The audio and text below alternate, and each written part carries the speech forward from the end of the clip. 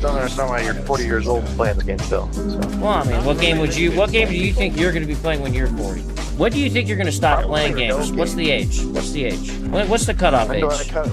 When you're out of high school and college. You're a high school kid? Yeah, I'm in high school. Yeah. How old are you? Why does it matter? Well, I mean, you foresee yourself in the future quitting something you love, like video games? Do you not love video games? You just cruise through it. I mean, I think it's a little bit of a waste of time when you're that old. But. Well, how do you know? You're not old yet. I mean, I can think of probably reasons that video games would be a waste of time for a high school kid, too. Do you have a 4.0? Are you in honor classes to get more than a 4.0? No, but... You know what I'm saying? There's more things you could be doing to improve your life than playing video games, too, right? Yeah, you studying, not playing games. Hey, just recreation, man. Having fun. Ain't nothing wrong with that. All right, then. Hello, everybody, and welcome to another episode of the Week in Culture over here at Honey Badger Arcade.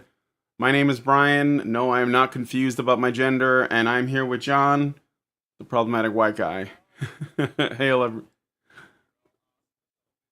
Yep. So, yeah, I gotta be getting into some news things of the week, but first I wanted to ask John, how was your week so far? How are things going?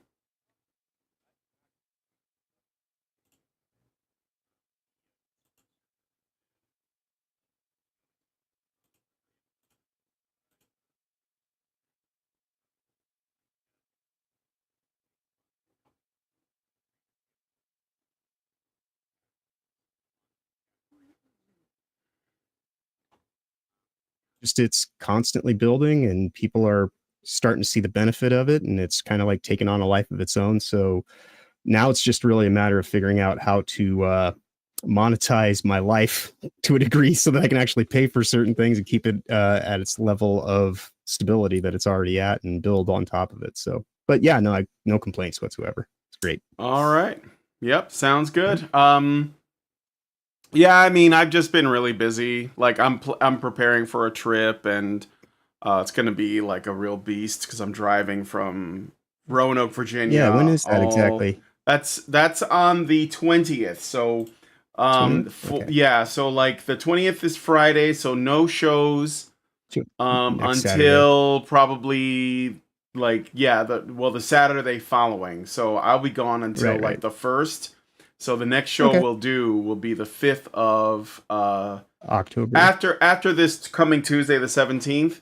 Yeah. The next show will be the 5th. So we're gonna miss like 3 shows. Right on. Well, but I know Roanoke. I used to actually live there for that's where I live. So that's years. where I am now. And I'm gonna be going to Calgary, Alberta in Canada. So it's gonna be like 3 days. You're doing the 3 days porn. drive.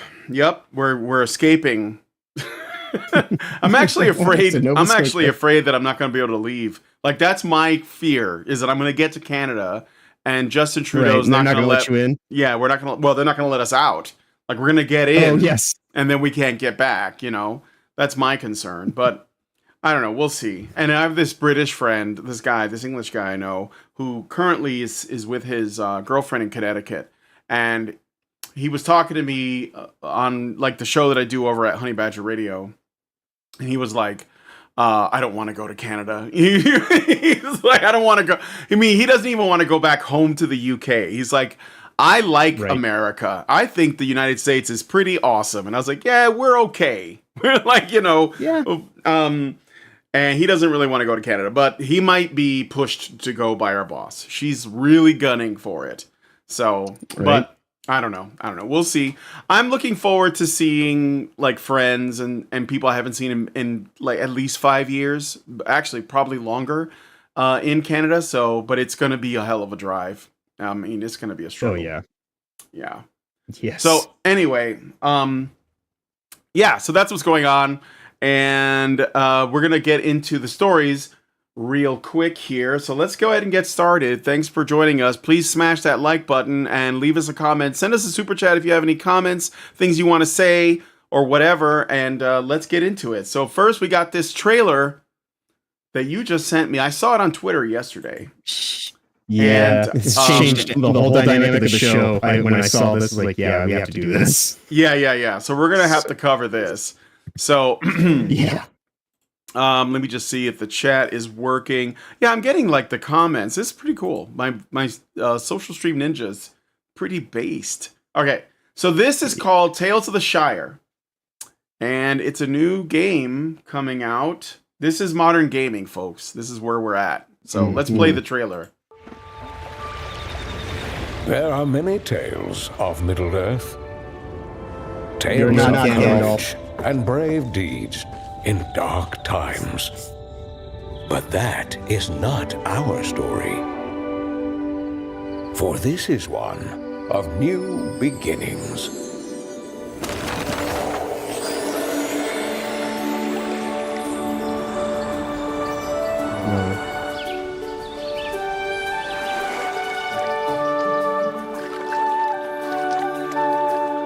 This is from Weta.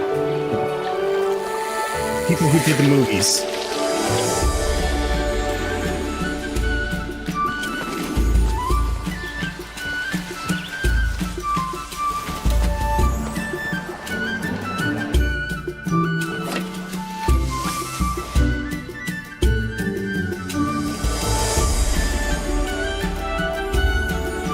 Wait a minute. Yeah, this is like the regular one. Like, this is the regular trailer. There's like one that actually shows like the design team and whatnot, and that's the one that I really wanted to. Oh, I know. I saw that. It's on the YouTube channel too. We can look at that one too. Yeah. But this, but yeah, this is from Weta. The people who made the movie. Like this is so heartbreaking. Really? I mean, that's a shame. Okay, so the vibes I'm getting from this is, what? Stardew Hobbits Valley. Well, Stardew Valley, like in terms of what the game has in terms of content. I'm getting like Stardew Valley and like what's that popular Nintendo game with all the little animals and they're living in a village or something. Animal Crossing. Animal Crossing. Yeah, is that? I never played either of those. But that's the vibe I get. I played Animal Crossing back in the day. That I'd say, yeah, this is probably something very similar to that. Yeah, do stuff for people around the town, and yeah, it's a bit change things. I mean, but again, there's this weird thing where they why? I mean, I get it, but why? What? Michael Jackson, The Hobbit? Like, what is that?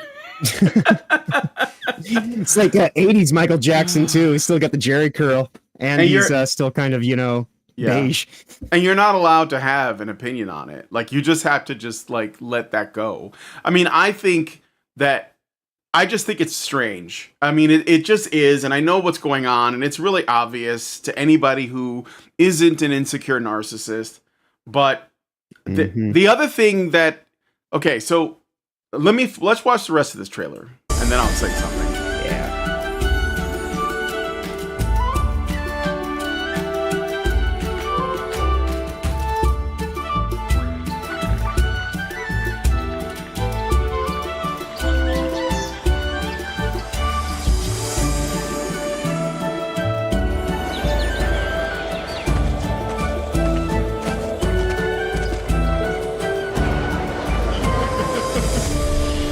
These are our tales of the Shire. Tales of the Shite.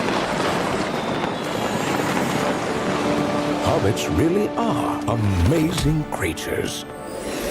Those look like Horfoots, not hobbits. Yeah, from the show. From Ranks of Prime. Yeah. All right, that so image right there, though, it tells you everything you need to know about this. Yeah.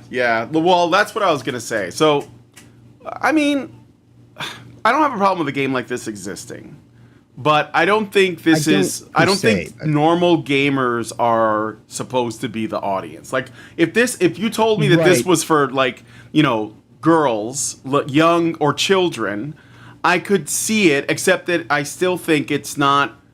If there's something wrong with it, like, I don't know. Like, I think if it was aimed at girls, that'd be one thing.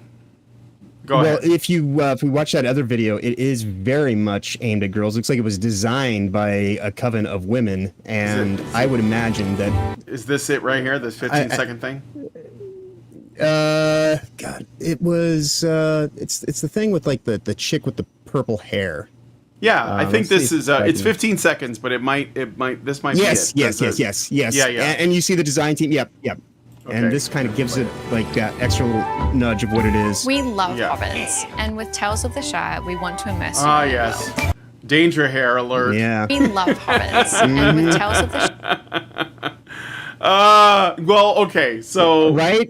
yeah, that tells you everything you hired need a to know. hobbit. Yeah. Evidently, yeah. Like a modern hobbit of No, those are mountain trolls. yeah. Right. No, okay, so like again, this is what I'll say. I think that games that are sort of, what do they call them? Cozy games.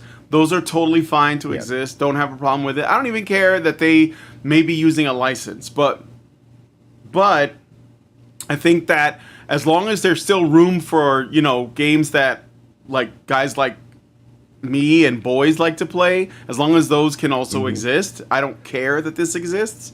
But Right, well- but yeah, I mean, this is like, I think they are gonna try probably to say do. this is, like this is going to be the mainstream. This is the direction. Right. Well, that's my issue with it, is that with it being aimed at kids, most kids don't sit down and read Lord of the Rings, right? Yeah. And so the whole idea of like this inception point of, oh, well, hobbits are hobbits of color, like the whole Oh thing, yeah, like sure. everything And they're about it, it's queer just- and it's- they're it's- trans. Right. Yeah. Right. And so by the time they encounter the actual story, if they ever read the Lord of the Rings, they'll be like, well, this doesn't make any sense, because like there's so many smooth brains amongst us now that assume that the thing that was, the actual basis of all this fuckery that's, Yeah. built around it, they act like that's the thing that some.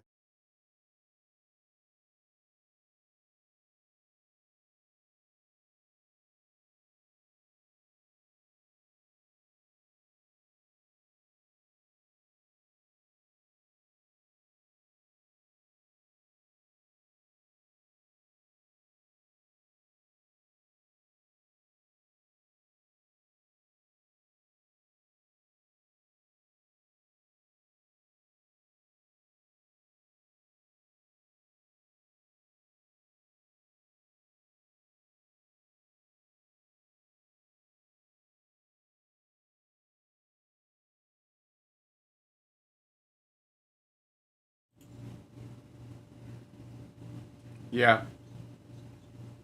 Conspiring and scheming and debasing the economy, in various ways. It's just this weird thing where it's like to actually see the world for what it is from the ground up, rather than like take these top-down directives and the things that they just want to superficially superimpose right at the surface level. And I believe in the supernatural, not the superficial. And like all this stuff is, completely superficial, and it gets away from the supernatural aspect of what Lord of the Rings is really trying to talk about. Because like that's the nature of Lord of the Rings is, be a steward to nature, do the thing. And this is kind of like, it's riffing off that and it's exploiting that concept. But what is it really about? Is it about actually teaching these concepts, or is it about getting kids to think that, oh, hobbits are, this whole other thing that they clearly have not been historically up until all of a sudden the last few years? Yeah. I get people in the chat saying, oh no, are you referring to this or is there some other issue? Okay, so let's play the rest of this clip. And let's play the rest of this clip. Okay, hold on just a moment. Shire, Yeah, I we think want to that's immerse still you in their image, world. Yeah, that's enough to it's say, oh no, too. Yeah, right? That's a red flag We for just sure. really want Tales of the Shire to feel like a warm hug. Ugh. So yeah, I mean, Ugh, like those two it's- women right there is just kind of like, ugh. yeah, it's definitely got like a feminine presentation. And I like I said, if let me just switch scenes here. If It's like a Hobbit Massengill commercial. yeah, if it was just that, like if it was just like we're making a game for, with, I don't know, women in mind or girls in mind or whatever, and it's basically going to be you doing a bunch of domestic tasks, which is weird because for a number of reasons. Yeah, women are very like, what do you want to do these? Do you want to be cooking and cleaning? Well, only if and gardening and this kind of stuff. Well, only if it's in the Shire, I guess. But so it's ironic for that reason. It's also ironic for another reason. Like, this is essentially playing a game where you are not going on an adventure. You are doing the opposite of what Lord of the Rings is about. You're staying at home and being like, you're just at home. You're just being like a took. Yeah. And like I said, I don't have a problem with this game existing, but I don't think boys are going to get into this. And to your point, you said that young children haven't read Lord of the Rings, but I think that boys like the idea of slaying dragons and going on adventures. Oh, totally. And so this doesn't seem to be about that, unless they're going to add like goblins and stuff later, but then probably as neighbors that you can like trade with or whatever, because everything's morally relative now. So, right. But yeah, I mean, I don't know. I have mixed feelings, but I think that the women involved are enough of a red flag that you should probably be concerned. So, yeah, that was my thing. I was just like, these are the people that are making this. Oh Lord! Oh no! Yeah. Someone light the beacons. Yeah, right. The beacons are lit. All right. So, anyway, yeah, I don't know. Yeah, we got Animal Crossing at home. Yeah, that's what D503 says the stream stopped for a second, but now seems fine. Oh, okay. It might have just been, I noticed the volume controls were a little bit wonky, and I'm sorry about that, but I think I have it fixed. So, should be good now. All right. So we're going to move on to the next story, but suffice to say, I can't wait to not buy that. And I will keep my eyes on it, because I think that, like, Lord of the Rings in particular has been getting, like, the reimagining treatment. It's been getting the Disney treatment. Yeah, it's been getting that, reimagining. Let's look at this a new way. And I think that it's not going to go over very well. So, no. All right, moving on to the next story. So this is something I just learned about, and I wanted to like touch on. Let me just share the screen. So, let me just, you don't need this right now. Assassin's Creed Shadows art director responds to Elon Musk and other criticisms of game's creative choices. By the way, Ubisoft is probably not going to last much longer. They're probably going to end up selling everything. Which, oh no. Yeah. Oh no. Yeah. How terrible. How did this happen? Oh no. Assassin's Creed Shadows art director, I'm just going to say Terry Danserio recently addressed the numerous criticisms the game has faced from Elon Musk. So, Elon Musk is a gamer, right? And, he's talked about how games for him is how he enters like a flow state and, could just like relax his mind. And that's kind of what I do. It's like a Zen thing, even when I'm playing difficult games or challenging games, I like to, enter that flow state. So he has opinions on this stuff. So anyway, the numerous criticisms faced from Elon Musk, Japanese gamers, Japanese developers as well, and more regarding the developer's creative choices, specifically its decision to make Yasuke and Naoe the main characters in a game set in feudal Japan rather than a male Japanese character. Back in June, Elon Musk reacted to the revelation that Assassin's Creed Shadows would feature a gay Yasuke as one of the main protagonists, writing DEI kills art. I don't know if it's confirmed that Yasuke is supposed to be gay. Maybe what they mean by that is that there will be relationship options and you can just do whatever. So you could choose to be gay, I guess, but I don't know that well, for they sure. seem to be pretty adamant that not only him, but the shinobi, the chick, is also. So like this is all like big gay, yeah. It's a big queerification, because that's what the Japanese historical narrative really needs is all that. Yeah, it's so important to the game, right? Assassin's Creed Shadows boss Mark Alexis Cote responded to this comment by admitting he was emotionally broken by Elon Musk. He told GameFile, quote, "That tweet generated emotions that the first thing I wanted to do was go back on X that I had deleted and just tweet back. And I just took a step back. I have a mindfulness app on my phone." This person is not well. "And I did a bit of mindfulness to try and explore the emotions that this tweet created." Wow, can you imagine obsessing that much over something like that? You know, like, go ahead. Oh, well, it's the weird thing, because like I used to work, you know, at that holistic naturopathic doctor's office. I encountered nothing but neurotic kind of, you know, ultra, like I encountered people that were very based and like, you know, like homeschool, you know, do this. I want to like, you know, but then there was also the, you know, happy, joy, feel good society types. And that's what this is. And that's why they didn't like me, is because I would always just kind of like, you know, I'd veer more towards the I'm based in reality. I have like, you know, like these high-minded ideas and, you know, concepts that I like to consider and think about and, you know, meditate upon.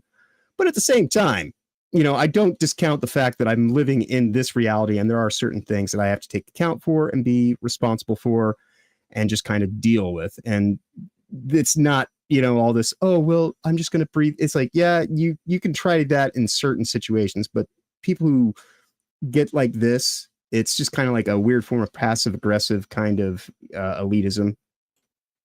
Yeah. And well, it's like this. There is a problem with emotional incontinence, and I know that what I'm getting from this is narcissism, and I don't mean like the kind of narcissism where you're like, oh, I'm the best, and you know, let me get in front of the camera, let me grab the microphone, let me take the stand. But it's the kind of narcissism where it's like, you know, everything is affecting me personally, and I am, you know, the biggest victim, and I am the one that is hard done by. Like Elon Musk had an opinion on my game. Right. He had an opinion. He didn't even say.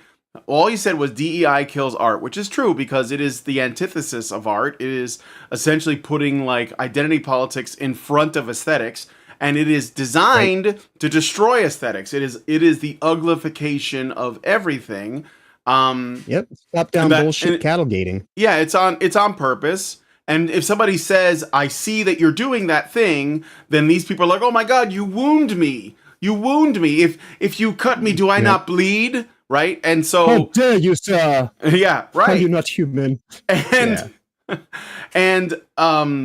So yeah, first of all, there's that, and it makes me like less sympathetic when people are like this. And then you have this, when you combine this kind of victimhood narcissism with this, you know, this emotional incontinence, this anxiety, and the neuroticism that a lot of people have today.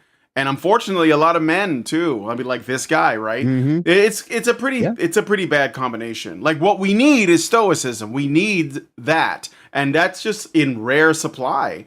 So anyway, because like he's basically in an interview saying, "Oh, I wanted to tell him something." It's like, dude, what are you in grammar school? Like if you had to say something, you just say it. Like what? You can't have conversations. You couldn't be like, you know, I'm going to take your comments into consideration. I'll talk to my people. No, it's like, oh, I just had to get off. I just had to get off the platform. Like no one's ever told me no before. You know, that's what I get from it. Yeah. You know how they say the left can't meme? It's because of this. Because you can't just sit here and say, all right, I'm going to take like, you know, like all this emotion and, you know, like the mental fracture that's going on in my head because of all this fuckery that I'm dealing with. I'm just going to just find a way to distill it down into like an image or like maybe like a handful of words. But they're like, oh, well, I'm going to have to sit here and like, let's talk about, you know, like the reason why I feel this way. And yeah.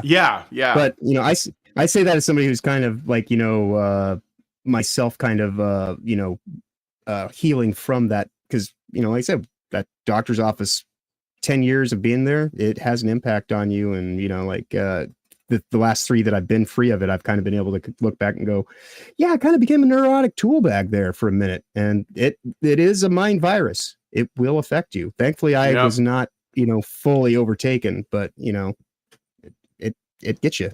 Yep.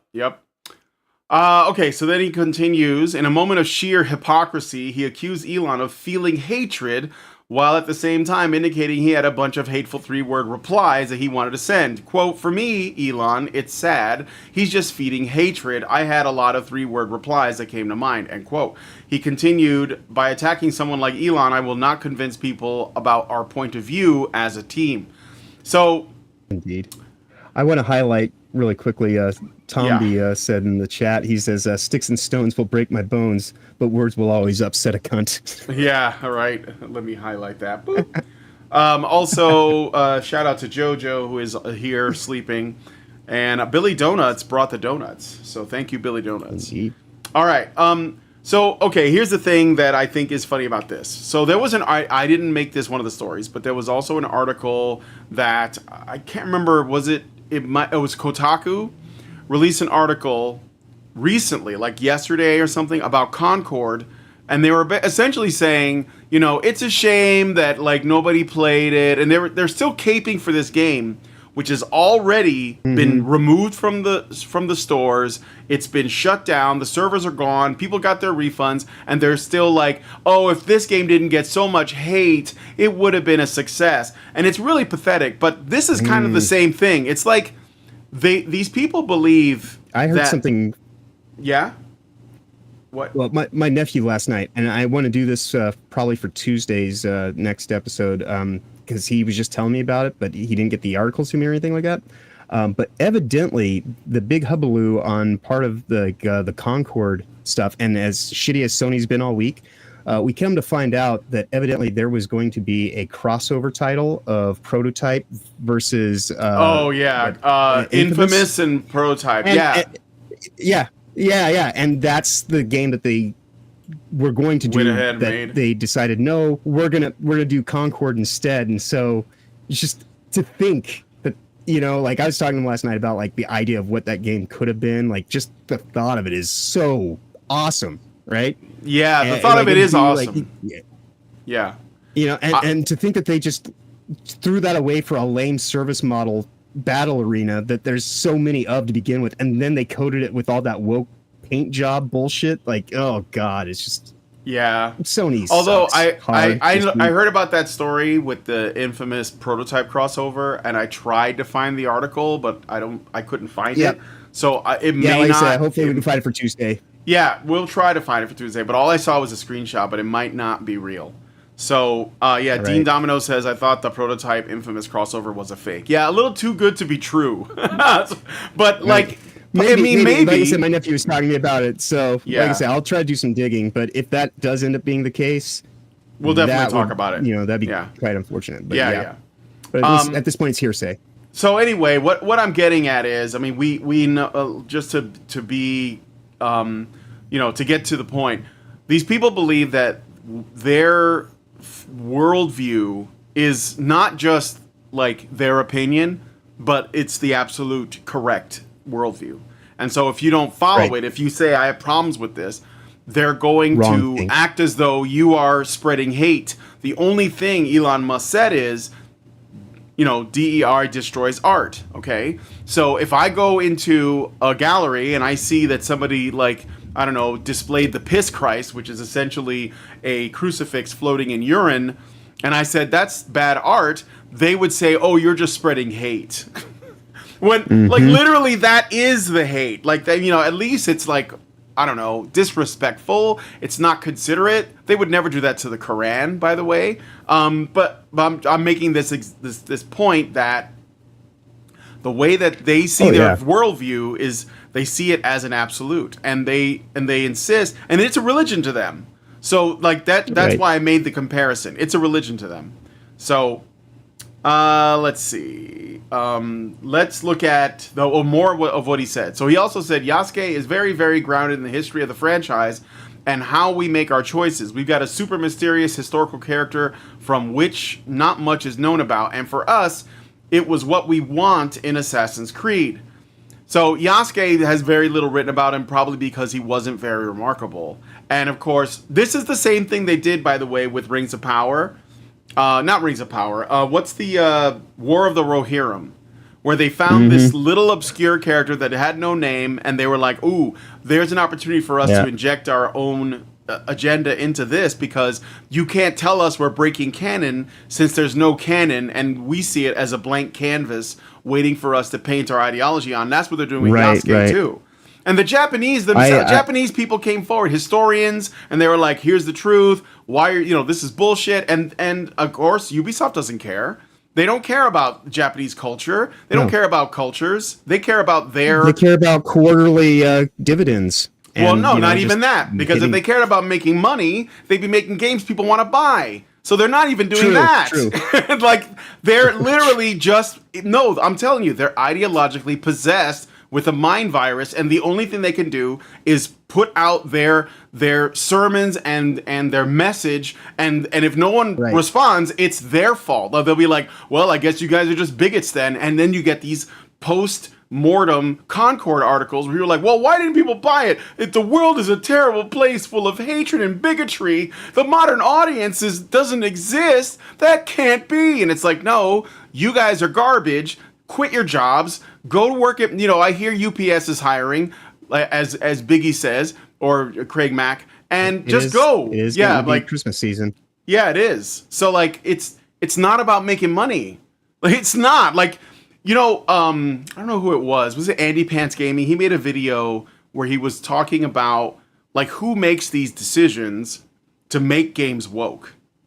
And I'm kind of siding with him on this. Some people think that it comes from the very top down. And I think to some degree, we've seen Larry Fink say we got to force behaviors. But those guys at BlackRock, they're not really risking anything.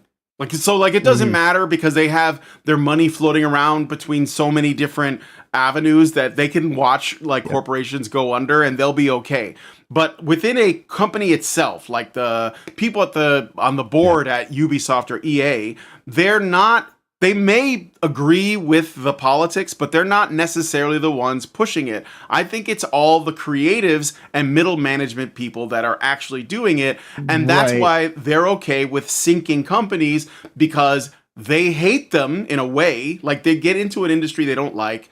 They work in a market, society that they believe is like oppressive and capitalist. So then they say, well, I'm going to use this evil system to make something good. And that means injecting their woke, narcissistic, insecure, global homo, gay race, communist stuff into stuff.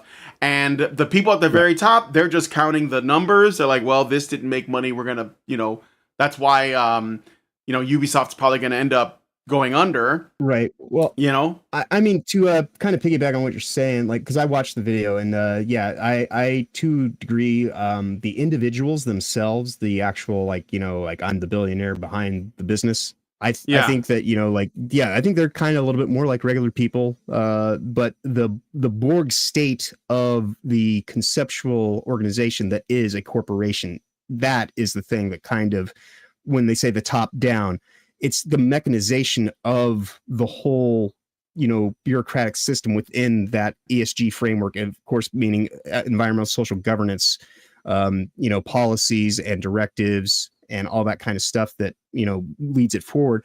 But then it does from the bottom to the top, kind of get affected when you actually track back that a lot of the stuff that is happening in the woke world today began 30 years ago, back in the 1990s, when it was called political correctness. And they started, I've mentioned this before, they started onboarding women into businesses, into areas where they tried to say, oh, well, we don't necessarily need a man to fill that role, and so that's what HR became.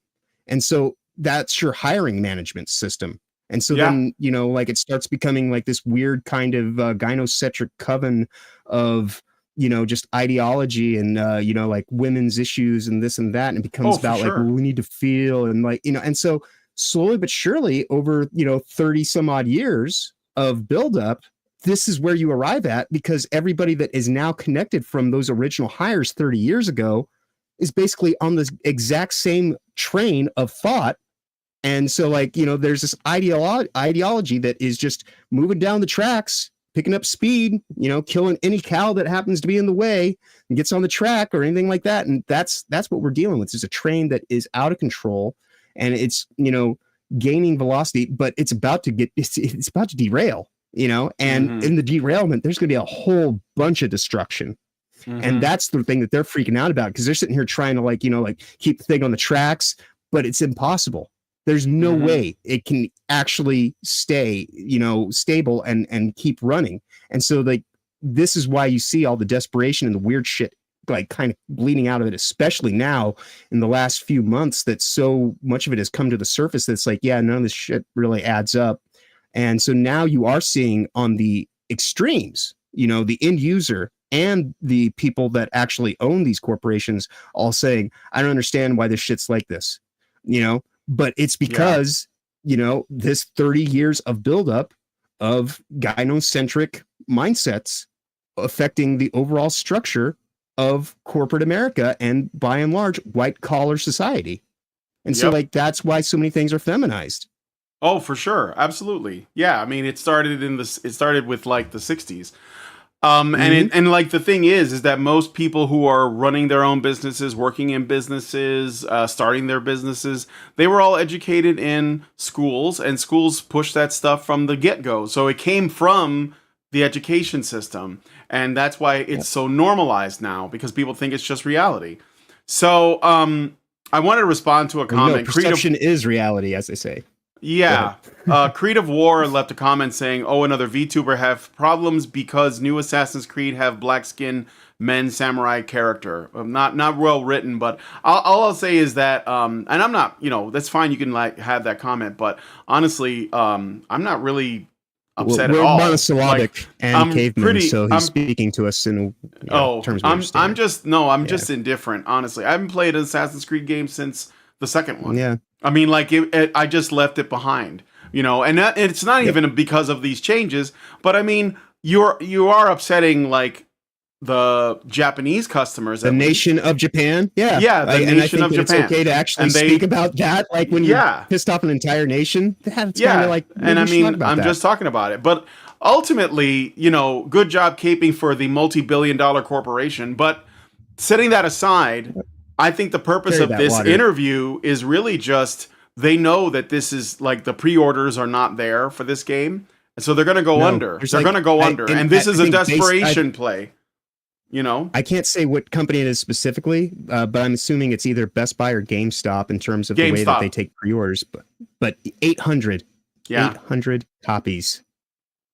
Yeah, and GameStop's quadruple A title. Yeah, these brick and mortar stores are going to suffer too. I understand that GameStop could just collapse because of these the failures of these big games that they do a lot of pre-orders of. It's not good. Yep. So they're just trying to call us racist by calling Elon Musk, he's spreading hate, and you should buy my game. But people are not going to buy your game regardless of what Elon Musk says. They just aren't interested. And you know what? Right. Again, like I said so many times before, it is our right as consumers to spend our money however we want, and there's nothing they can do about it. And that's how you know that they're on the way out.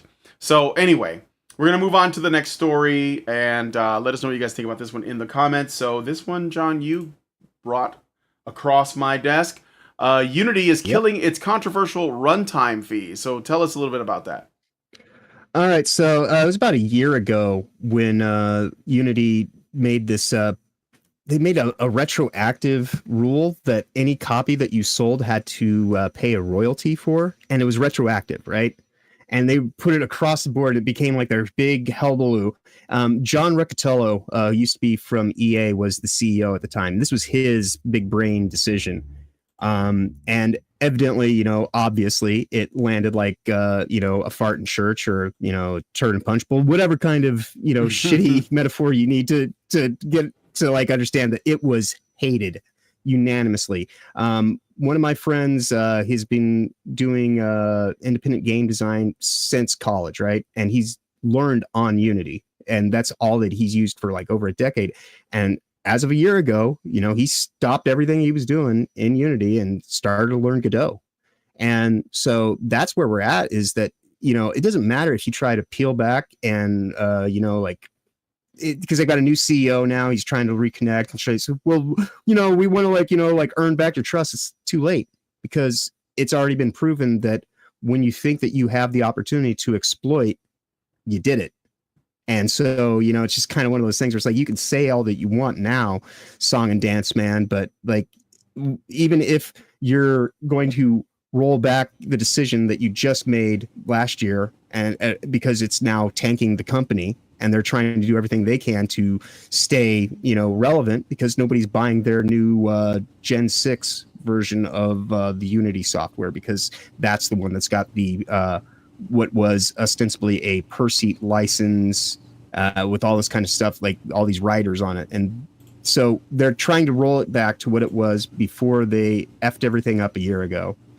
But it's just the whole matter of like, people have had a year of learning Godot and getting familiar with it, and just, you know, Unity's irrelevant at this point in time for most designers, and it's not going to change just because they're trying to do a mea culpa this late. You know, like they made an immediate stupid decision, and someone should have told John Riccitiello to his face, dude, you're a fucking retard, and if we do this, you're going to be out of the job in under a month. And that's exactly what happened.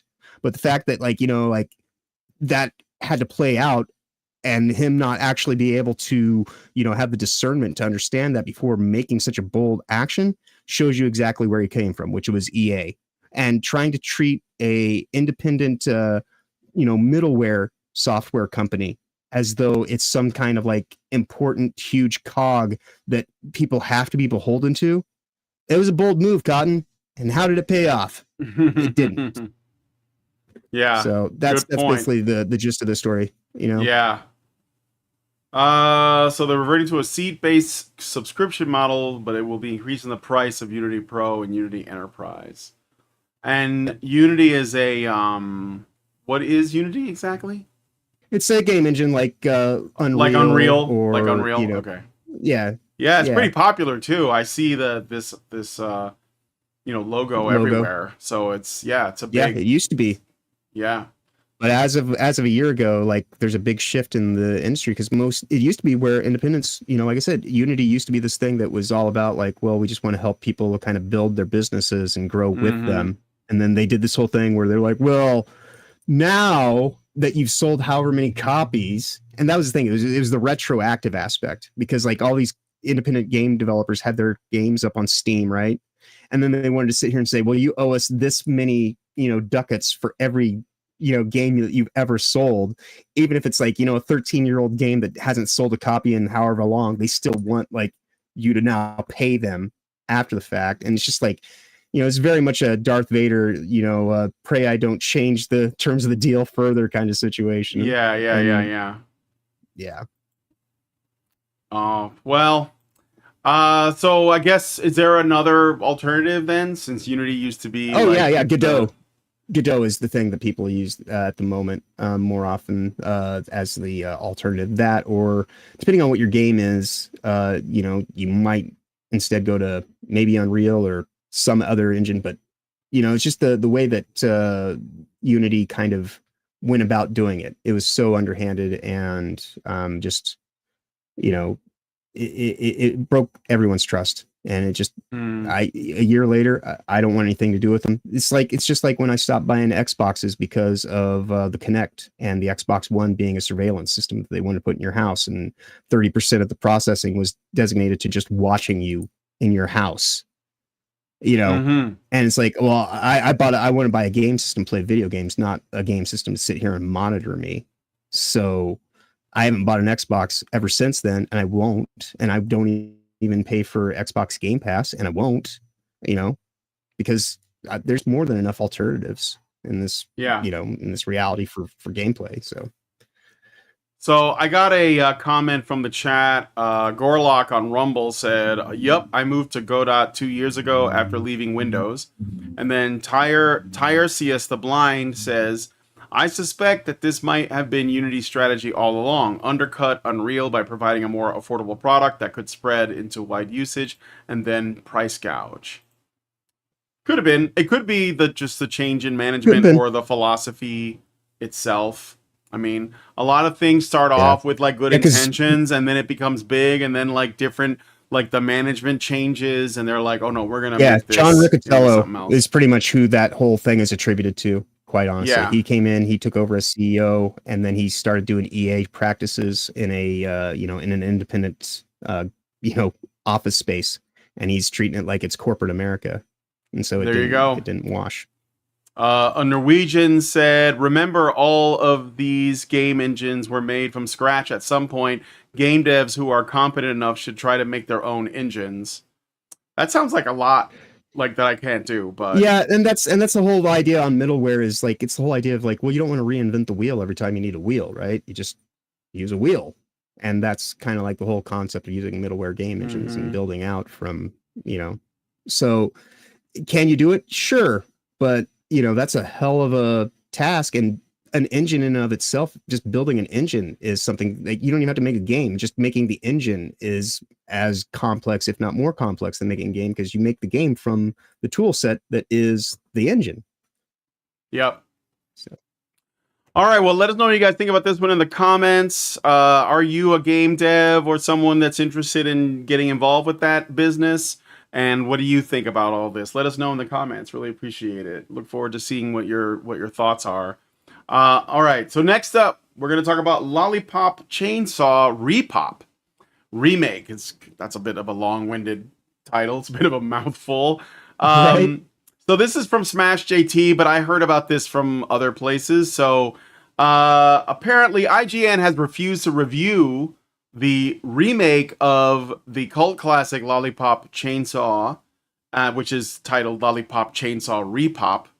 And just a little too titillating for their liking. Yes, a little bit. So here's Learning the Law on Twitter saying IG or X. We're still calling it Twitter. I think Elon's just gonna have to call it Twitter. I don't know. Yeah. IGN is. Well, I'm one of the weird ones where like I actually do call it X, but that's only because I never used it when it was Twitter, and I would not. Oh. And so like sometimes I'll say Twix for other people, but I have no problem saying X. I think when Twitter was more hostile, it was more fun. I'm not saying it's not good. I think that it's super useful right now. It's like the only, one of the very few truly free speech platforms on the internet. Yeah. And like anything, it's far from perfect, but it's the best we got. Yeah, exactly. Well, that you can reach normies with. That's the benefit. But anyway, I'm not going to get used to calling it X, but maybe eventually. So anyway, Learning the Law. Right. Well, I don't expect people who've been calling it that to do it, but like I said, I'm just one of the weird ones who just like I was ambivalent towards Twitter through its whole lifespan of being owned by Jack Dorsey and all that stuff. Like I just would not do it, and I only even got onto Twitter because I started my YouTube channel, and I just needed a way to kind of like do some promotion. So, but yeah, Twix. Twix is usually what I actually end up saying. Oh, Twix is not bad actually. Break me off a piece. Indeed. But okay, so Learning the Law made a post on X and said IGN is unwilling to review Lollipop Chainsaw Repopped, probably because it might trigger some of the they-them staff. Instead, they published an article announcing the launch, but reminded the audience that they gave the game a 5 out of 10, which is unfair. How are they still in business? So they're basically everything a 7. They copy pasted the old review on there, and I think that I never played Lollipop Chainsaw, but I don't think that it's a 5. I think that it's probably at least a 7 or something. Yeah, I think I played the original way back in the day a little bit, but that's what I mean. So much that but I'll be honest. Like I was watching through the trailer last night, looking for screen grabs to make the thumbnail, and I'm just like, dude. If I had myself some Skrilla, they're only charging like $45 for it. Oh yeah, like it looks like it's actually just like an updated version of just a fun, exciting game, and it had the word cocksucker splashed across the screen. So I was like, dude, this seems like a kind of fun game. They're not they're just having a good fun time, and it's like she's sucking on lollipops and killing zombies with chainsaws. Like, what's not to like? Yeah, right. Well, that's the problem, though. So Lollipop Chainsaw came out, during the PS2 era, I think? Mm-hmm. Yeah, I think it was PS2 era. Towards the end. Towards the end of that. And at that time, games were like this, like just looking at this character tells you everything you need to know about what's wrong with it, at least by the standards of modern games journalists. Looks like a fun game. We can't have that. Looks like a fun game with a sexy girl in it, right? And of course, if you point that out, they'll call you like a creep or a pedophile because Juliet Starling is like in high school or something, and that means what you're. I don't know. These people are weird, and they accuse These you are of fictional being weird. characters. Yeah, fictional I know, characters. like you're a suit. Like they carry water for actual PDFs, but if you go and like say something about like an animated character or someone that's a complete work of fiction, like it's concept, like technically they have no real age, Yeah, they don't. Right, but so it's just it is what it is. It's one of those things where it's like when people don't actually have a point to defend, they attack the way that you're actually going into the argument, having a point, and then it becomes about the let's debate that word that you just used. How's about fuck you, and let's actually like deal with the situation. And like if you want to sit here and complain about the words that I chose and try to dissect every little detail, well, you know what they say, the devil's in the detail, so you must be pretty fucking wicked. Yeah, like get down to the brass tacks and just work on it and work your way through and have the conversation, and we'll see what it's actually really about. But if we're going to sit here and quibble over every little thing, then I know exactly what this is really about. And this is just about thought control. 100%. 100%. And okay, so I'm going to read their statement and then I want to show you something. An image, a new tab that I find kind of ironic. I think it's PS3 and 360 is what John Ford's saying. So maybe. Was it on PS3? Oh, yeah. You know what? That's probably right. Yeah. But it's still, I mean, it was a while back. So here's IGN's statement on Lollipop Chainsaw Repopped. So they say, Lollipop Chainsaw Repopped is a remake of the original Lollipop Chainsaw, which follows high school cheerleader and zombie hunter descendant Juliet Starling as she fights through the apocalypse with her boyfriend's severed head at her side. Repop is a definitive version of the game which leaves the story unchanged, with the focus on quality of life improvements and additional gameplay content. The game picked up a cult following, but in our 5 out of 10 review, IGN said, Lollipop Chainsaw doesn't even attempt to differentiate itself from the genre, and most of what it does try new in the realm of its characters and writing ultimately ends up taken away from an incredible on-paper action game. So they were always kind of... remake. Yeah, it's a remake. But that's the thing, though. It's not that's meant the thing. to like be an advancement. It's like a retelling of something people already love. Well, no, but faithful. No, but this is in the original review. The thing I just read. Right. That's not them commenting on the remake. Right, that's right. That's what they wrote 10 years ago, 15 years ago. That's when they wrote the original review. So they already gave it. And the thing is too is that some people in the chat, let me see if I can find somebody. Yeah, John Ford said that this game is good, but the original was better. He also said Repop is 7 out of 10 for me at least.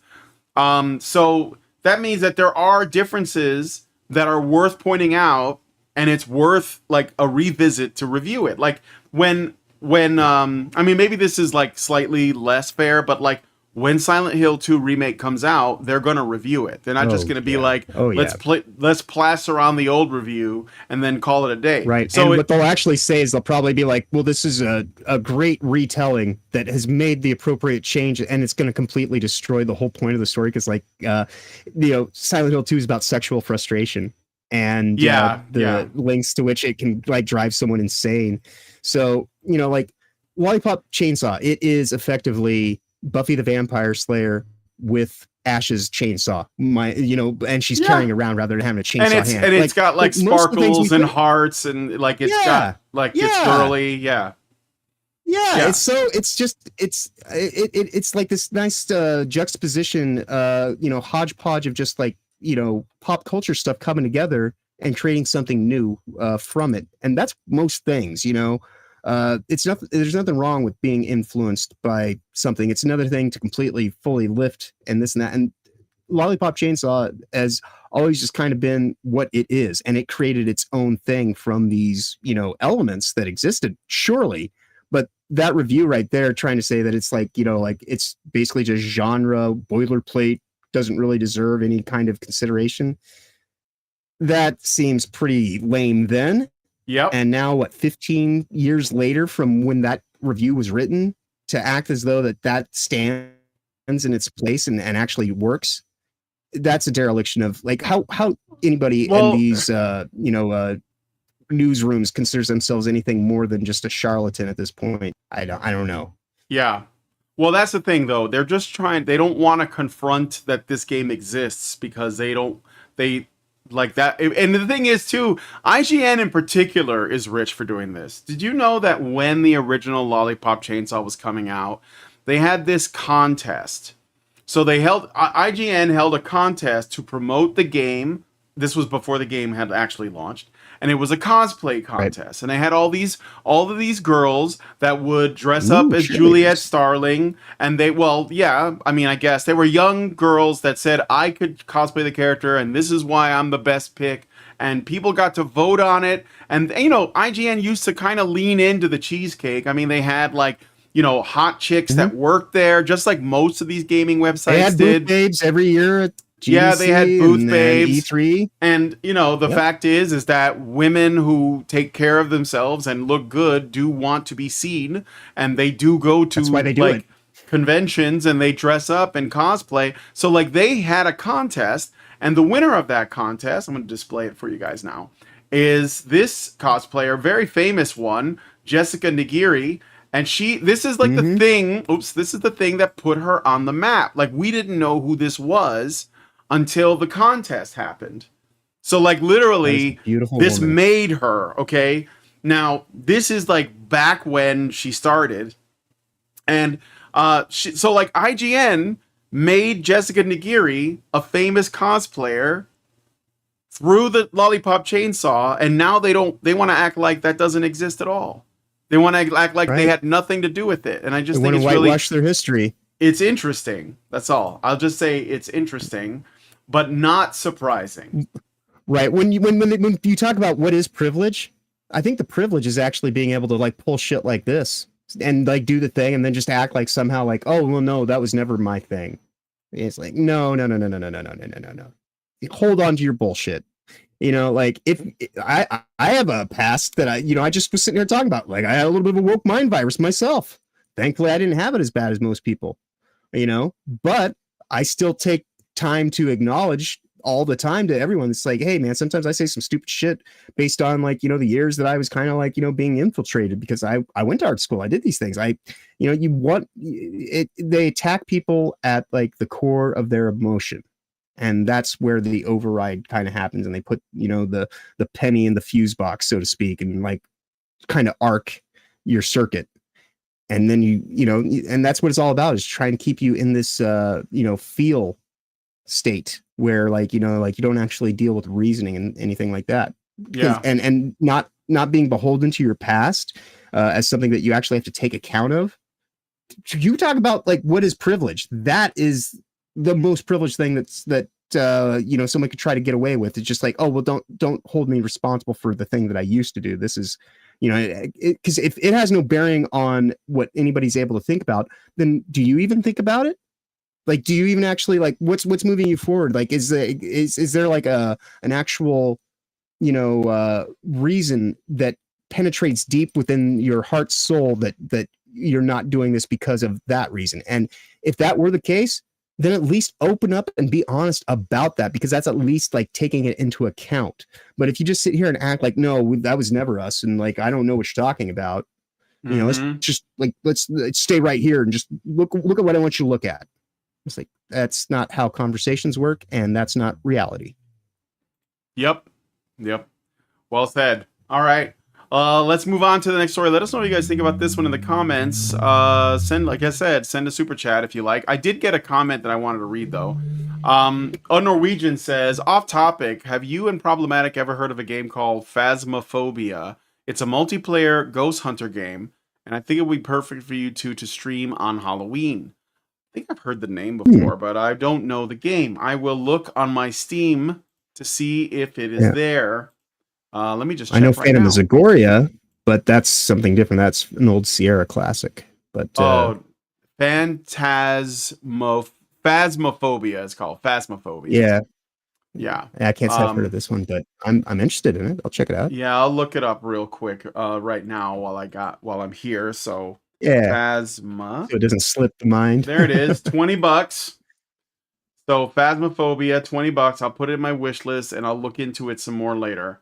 Oh, I think I've seen 4-player online co-op psychological horror. Paranormal activity is on the rise, and it's up to you and your team to use all the ghost hunting equipment at your disposal in order to gather as much evidence as you can. I also have content warning, which you turned me on to, and I downloaded it, but I haven't played it yet. So that's another game that I think is a horror game. I mean, it looks like one. You know, where you're supposed to be making a found footage movie or something. Yep, you're making a found footage movie. Yeah, I think another one of my friends, I also got to pick it up. I think him and a couple of people he knows play on it from time to time. So there might be an opportunity to actually do some gaming on that in a group setting. There you go. Easily, since we all have it. Yeah, I never played it, so I'll try content warning and the other. I'll look at the other one too. Thanks for the recommendation. All right. Yeah. Let's get into the next story here. So, U.S. lawmakers push to exclude lucrative chemicals from official PFAS definition. Could you please help us with this? So Forever Chemicals, they're basically trying to say that certain ones are going to be not included in the Forever Chemical ban, and it's just one of those things where it's like, well, what's the point of doing the ban if it's not going to actually get rid of the stuff that's actually causing the problems? And it's like, well, we can say it, and so this is kind of one of those things where they want to be able to say that they did the thing without actually doing the important part that actually makes it worthwhile. There is like emerging studies being done on how to deal with PFAs in a more kind of legitimate way. Oddly enough, a lot of it is stuff like using mucolytics, like hydrogels or aloe, things like that. Basically just things that will bind. Because PFAs are similar to, how like plastic is in all of our food supply. That's kind of like what a PFA is just the most particle state of it, and the things that the constituents that go into all these weird kind of superficial products that we've created through chemical engineering. And a lot of them, unfortunately, don't jive well with the human body. And, it's like anything. There are risks and rewards for doing stuff. But some of the things we've allowed, it's like, when we decided maybe we should stop using asbestos, or like, maybe, housing private prisoners for past their, purpose of being there, just because you have a private, contract in your private prison with Victoria's Secret or some other, company that's wanting to pay pennies on the dollar to have slave labor do the work. It's stuff like that where it's just like, like they'll go and they'll say a thing and they're doing something about it, but nothing's actually getting done. So it's just the reality that we live in. So yeah, they're just moving the they're doing it for money, basically. Moving the goalposts. Like they're being maneuvered. Yeah. All right. This would seem like more people should know about it, I would think.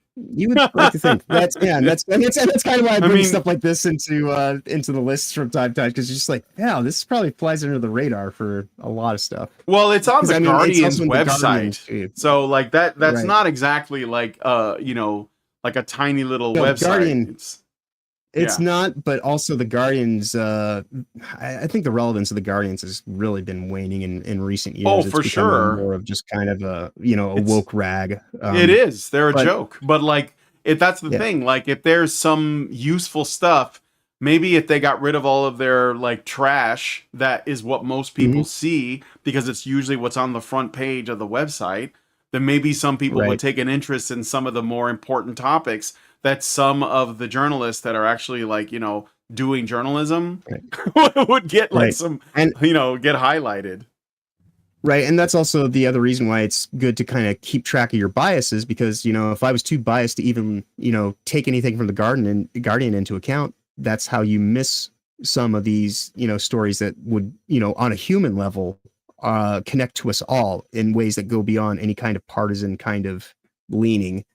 And, like that's one of those things where I take sources specifically from people that I wouldn't want to because that is part of actually having objectivity, is actually taking the full account into account and trying to actually move forward in a way that, uses discernment rather than, these, top down kind of, ways of thinking that are just there for any NPC to follow along and just go along with the script.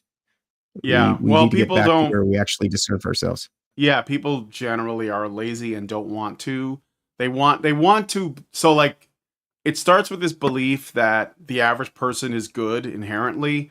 And so because people believe the average person is good, then they tend to trust people in the abstract.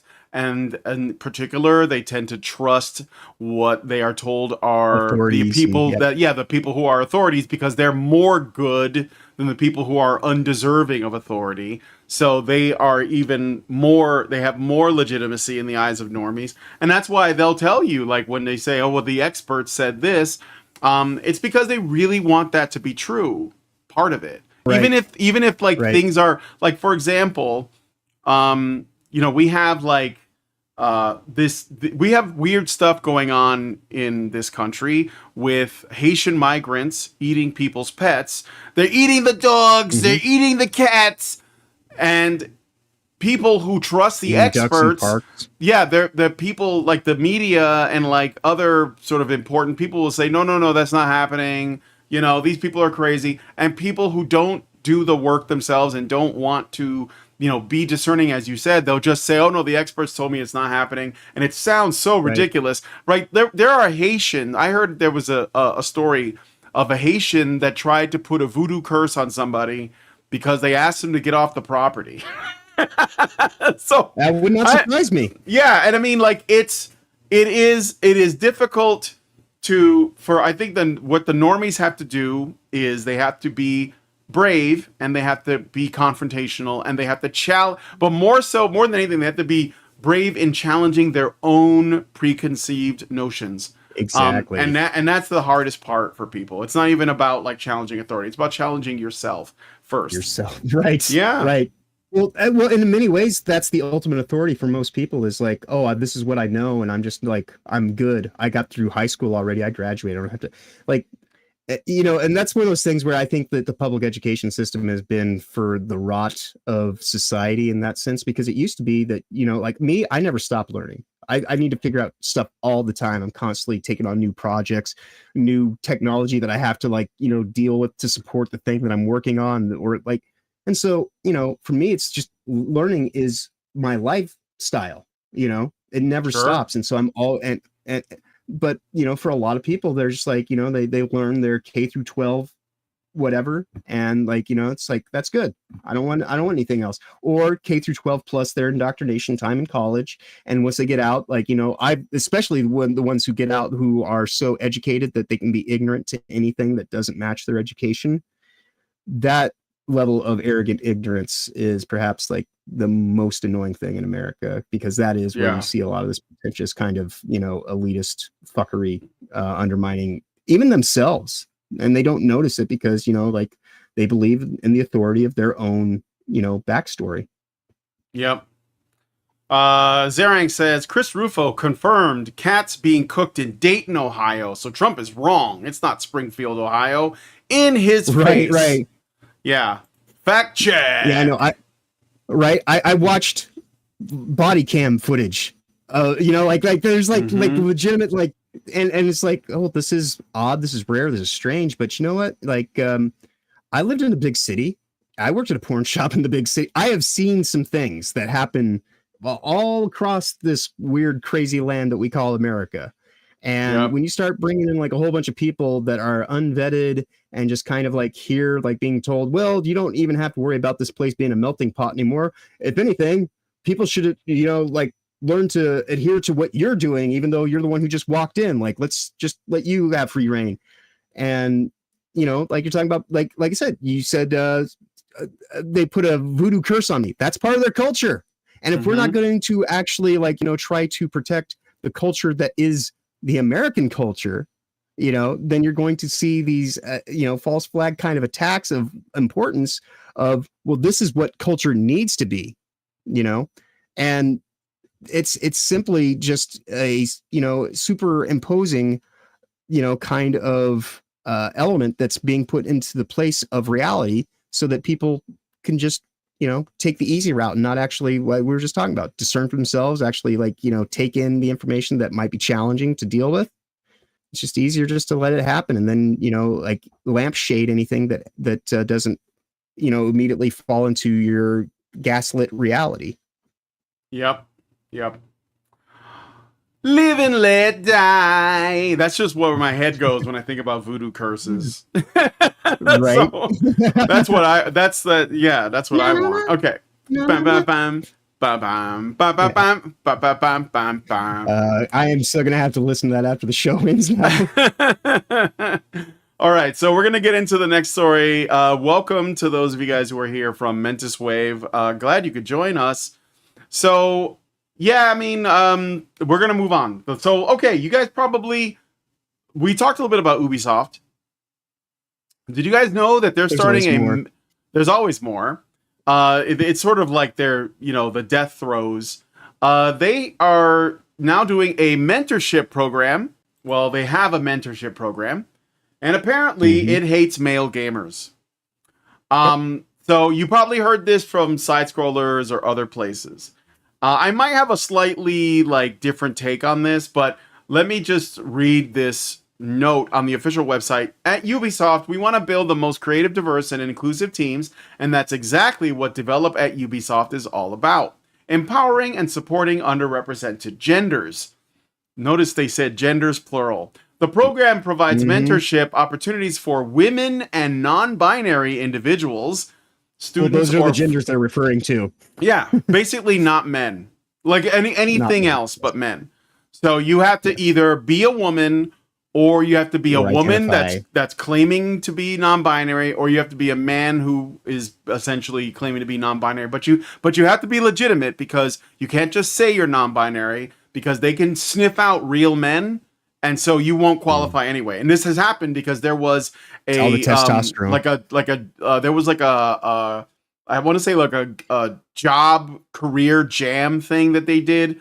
I think it was in Australia, but it might not have been. And it was basically only women are allowed, and non-binary or whatever. And so a lot of men showed up claiming to be women or non-binary, and because they wanted to take advantage of this event. And they were like, "Oh, well, we don't want you coming here pretending to be, the gender that a gender other than yours." And it's like, but that's literally what it is to be Yeah, go ahead. I was going to say, did you see Expo? That's what it was. Thank you. Twitter a couple, I think it was a week ago, on OnlyFans, all the trans communities up in arms about women that are putting dildos in their yeah. And they're like, my gender identity is not your costume. It's like, hold on, the whole point of being trans is a gender identity costume. Yeah, right, exactly. It's like that. So what I'm saying is that if you're a man and you think you can game the system, they know. Because they just know. They have omniscient. They can tell when you're faking, and it's not bigoted when they do it. So anyway, back to the article. We want to empower you to learn, grow, and become the very best developer that you can be. This mentorship program is accessible to aspiring talents in multiple countries, including Canada. It's always Canada, by the way. China, France, Germany, India, Italy, Vietnam, and the USA. Join us at Develop at Ubisoft and embark on a transformative journey towards a more diverse and inclusive future for the gaming industry.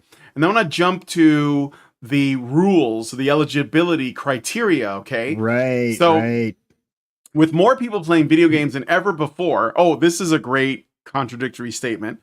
Listen to this carefully, guys. With more people playing video games than ever before... It is important for us to help build an inclusive entertainment industry that reflects the diversity of our players. Do you see a problem with that sentence? Do you see a problem with that sentence? Quite a few, actually.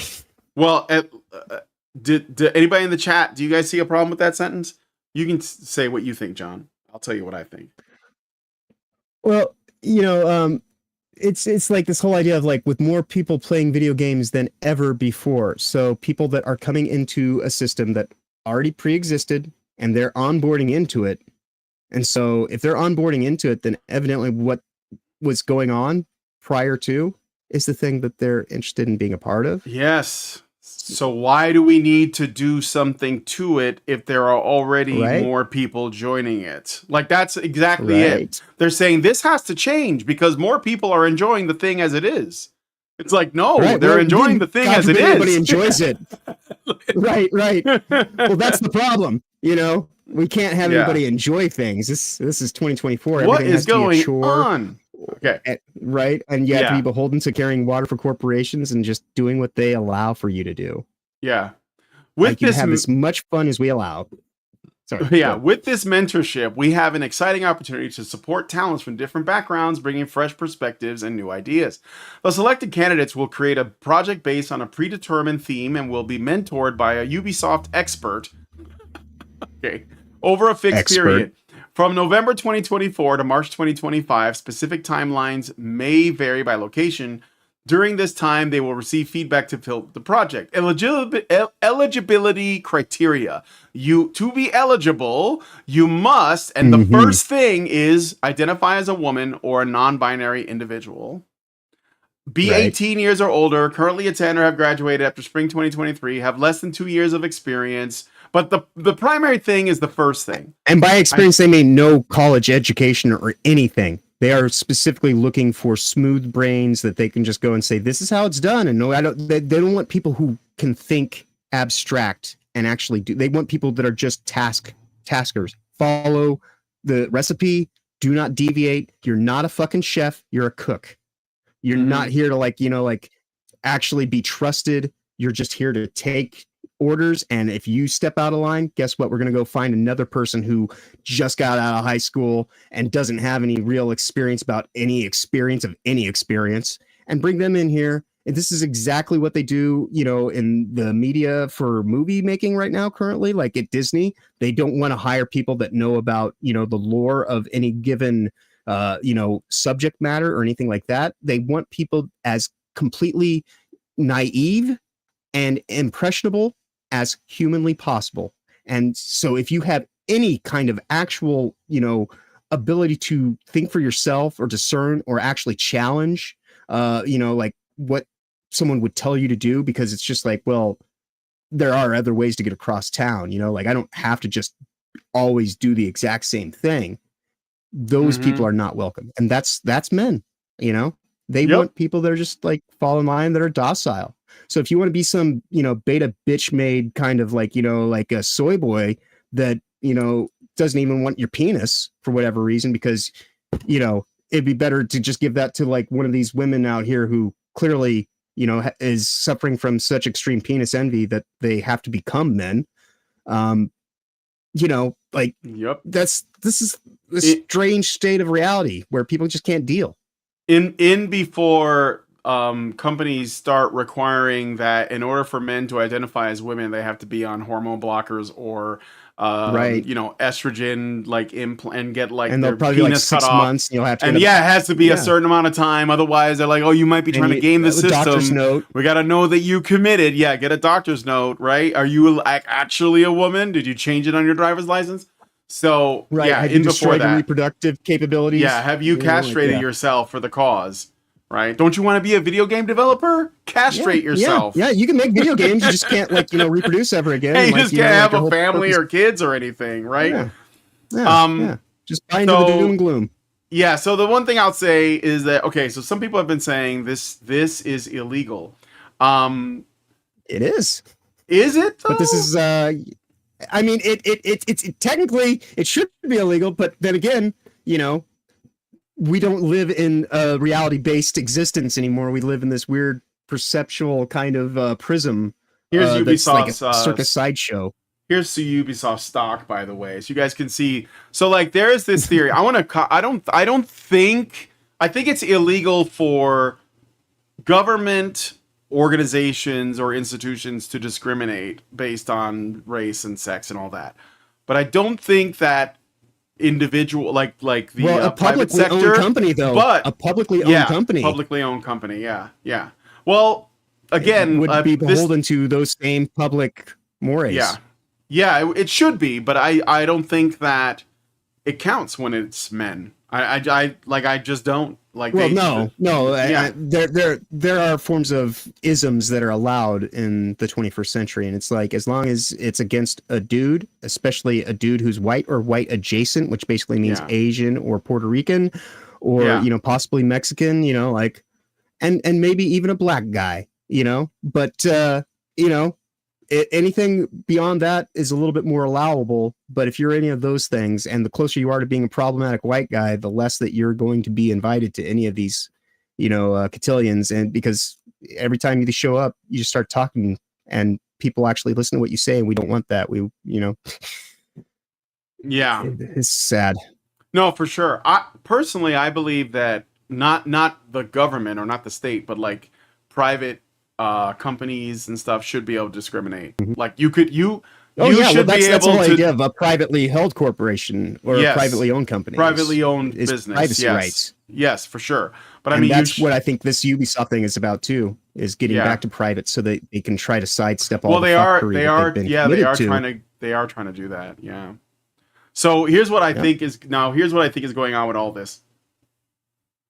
I don't believe in the phrase "get woke, go broke" as much as I believe in the idea that a company goes broke, then they go woke because they're trying to change their market, alter their customer base. They go broke because they spend too much or they get too fat and they, squander their resources, and then they go woke to try to salvage it by saying, look, we're all about the women, we're all about the gays, here's our Pride Month logo, whatever, right? And ultimately, if they don't change course and actually satisfy the customer base, they go under and they die. So this is what's going on with Ubisoft, and I think that you can see it here. It peaked in 2021? It looks like. I don't know what was out at that time. Probably an Assassin's Creed game that people COVID liked. Was out. Oh yeah, I guess so. No, it was 2021. Was out. So, well, I mean, people were locked up still in their house for that year. Like it was still we were coming out of it was 2021. We were coming out of COVID. Yeah, so it was 2020 that we actually went into it. So, I think that's why you start to see the downtick initially is, people just kind of wanted to get outside, but also like there was this noticing of a lot of the things that we seem to be getting seem to have like this weird woke whitewash on it. And it's just gotten worse with each year since COVID Hell World kind of like broke reality. And I think that's what they were hoping for, is that like people would be so caught in their feels and this and that they could just go and, basically hardwire everybody to this weird kind of woke mental state. Yeah. But they overplayed their hand. Yeah. I think that Ubisoft is done, honestly. Like, they're already talking about, like we said, altering their, the model of the company itself. Star Wars Outlaws underperformed, and Assassin's Creed Shadows is on track to being a failure because the pre-orders are not there. And I mean, Ubisoft should be very careful next time. So there you go. They're now. I don't think there's going to be a next time. They're out of next times. Yeah. No, I think that's it. But the people, it's like THQ, right? THQ was a pretty decent company, and they went under, and they like their properties kind of like scattered a little bit, but they're coming back now. So I think that Ubisoft, we could see them reemerge in the future, but they'll have to like actually bring the games. We could see the Ubisoft brand reemerge, but it's not going to be Ubisoft. Right. Like that's what's going to happen. It's going to be another intellectual, right? But it's just going to be another intellectually owned brand label, and they'll use that in ways that they think that they can leverage. Which at this point in time, Jesus Christ, nobody wants burn that brand. Never even speak. Oof. Well, Assassin's Creed hasn't.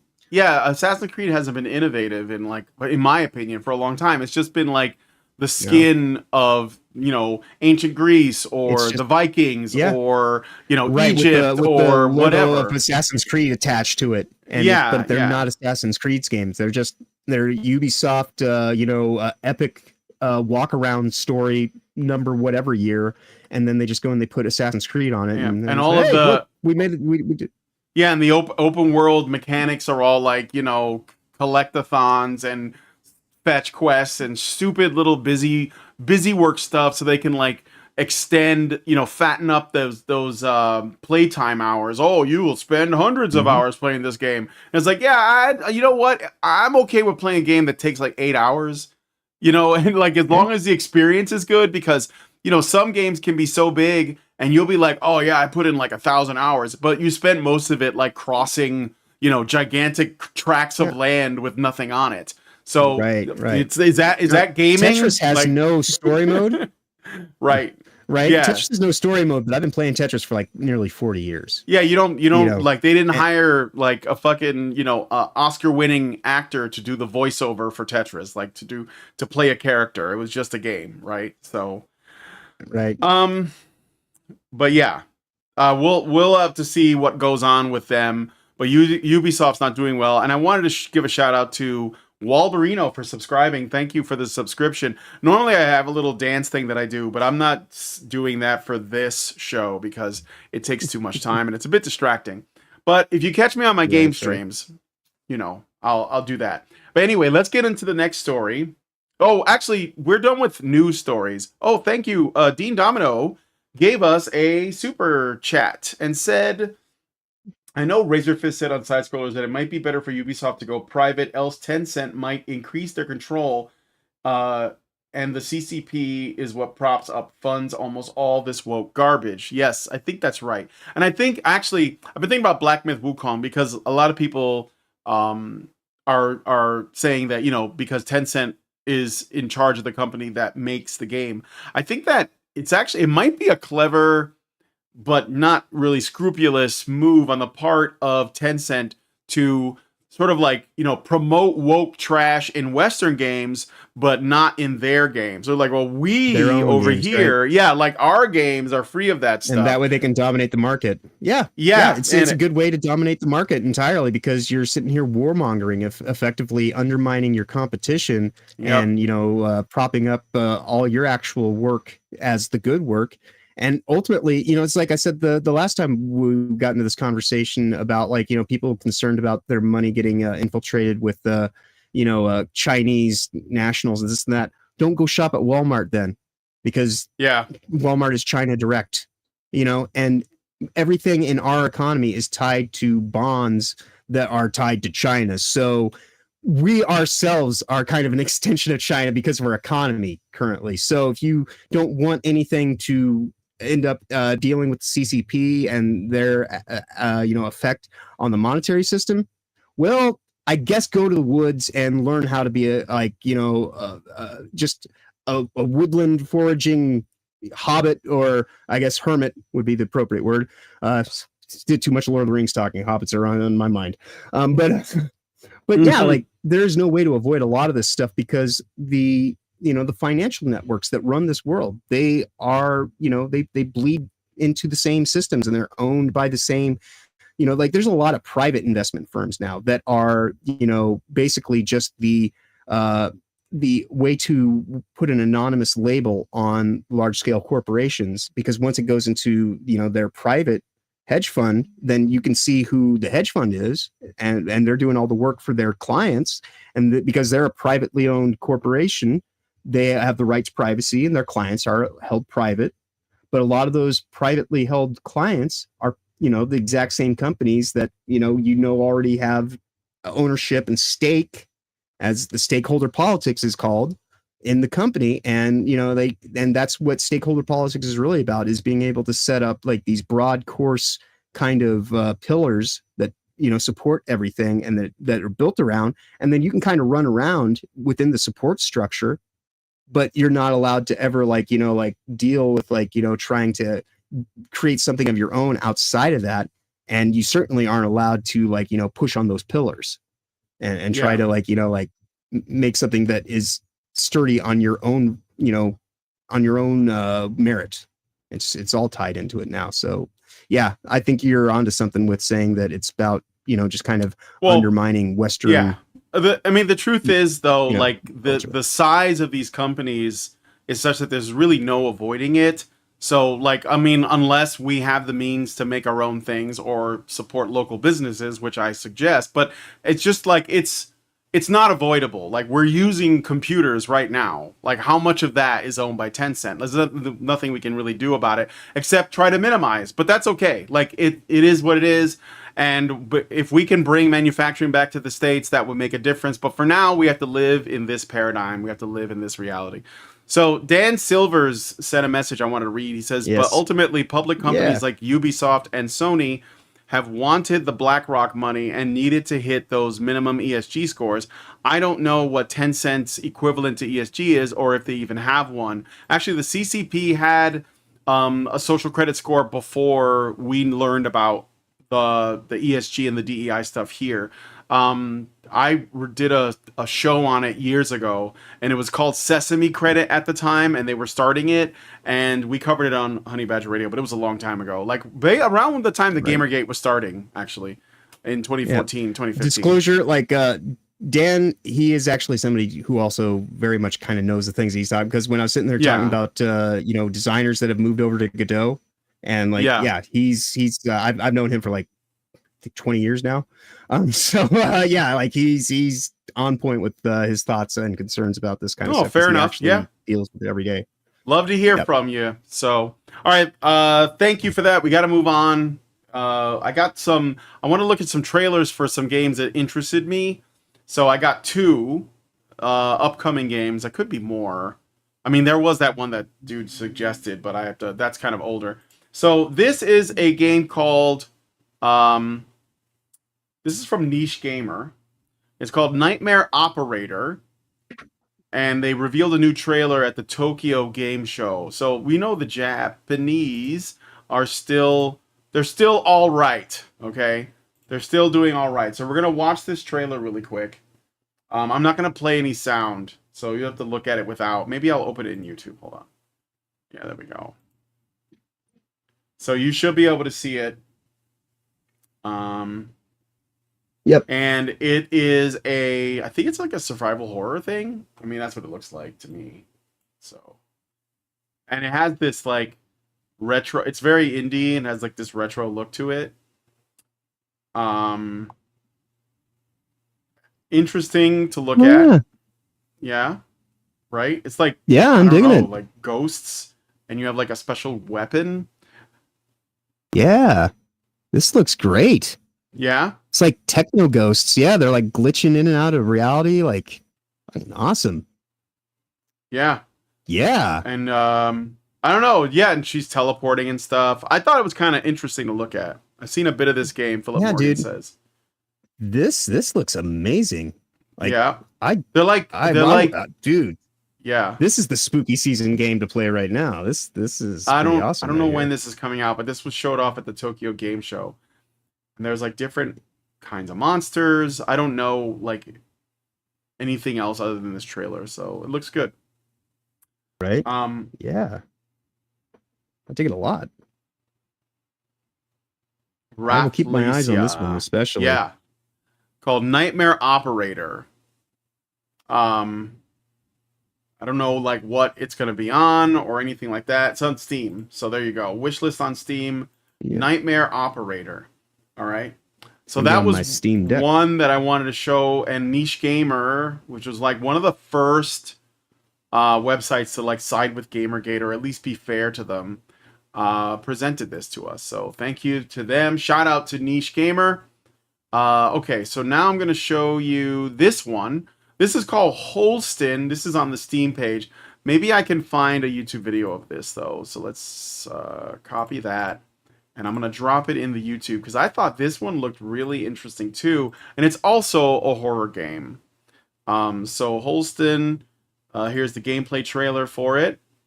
And that's an ad. Sorry. I got to skip it. What is this like? It's all right. War Thunder. It's kind of got like a little bit of a old school Fallout vibe, at least on that isometric top-down part. Yeah, it's an isometric game, but there's more to it. It's got an interesting. Right. It's isometric, but it's also 3D. Yes, Dude. That is high and tight camera in isometric, but 3D polygonal modeled level. Oh, that's awesome. Yeah, I want to see if it's going to show me where the camera angles change. Yeah, I think it shows it here. Looks good. Yeah, you see how it's isometric, and it's got this Resident Evil look to it in a way. Yeah. So it's.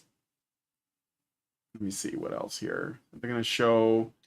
I like how there are points where it goes into like this over the shoulder. When you're ready to shoot, the camera angle changes.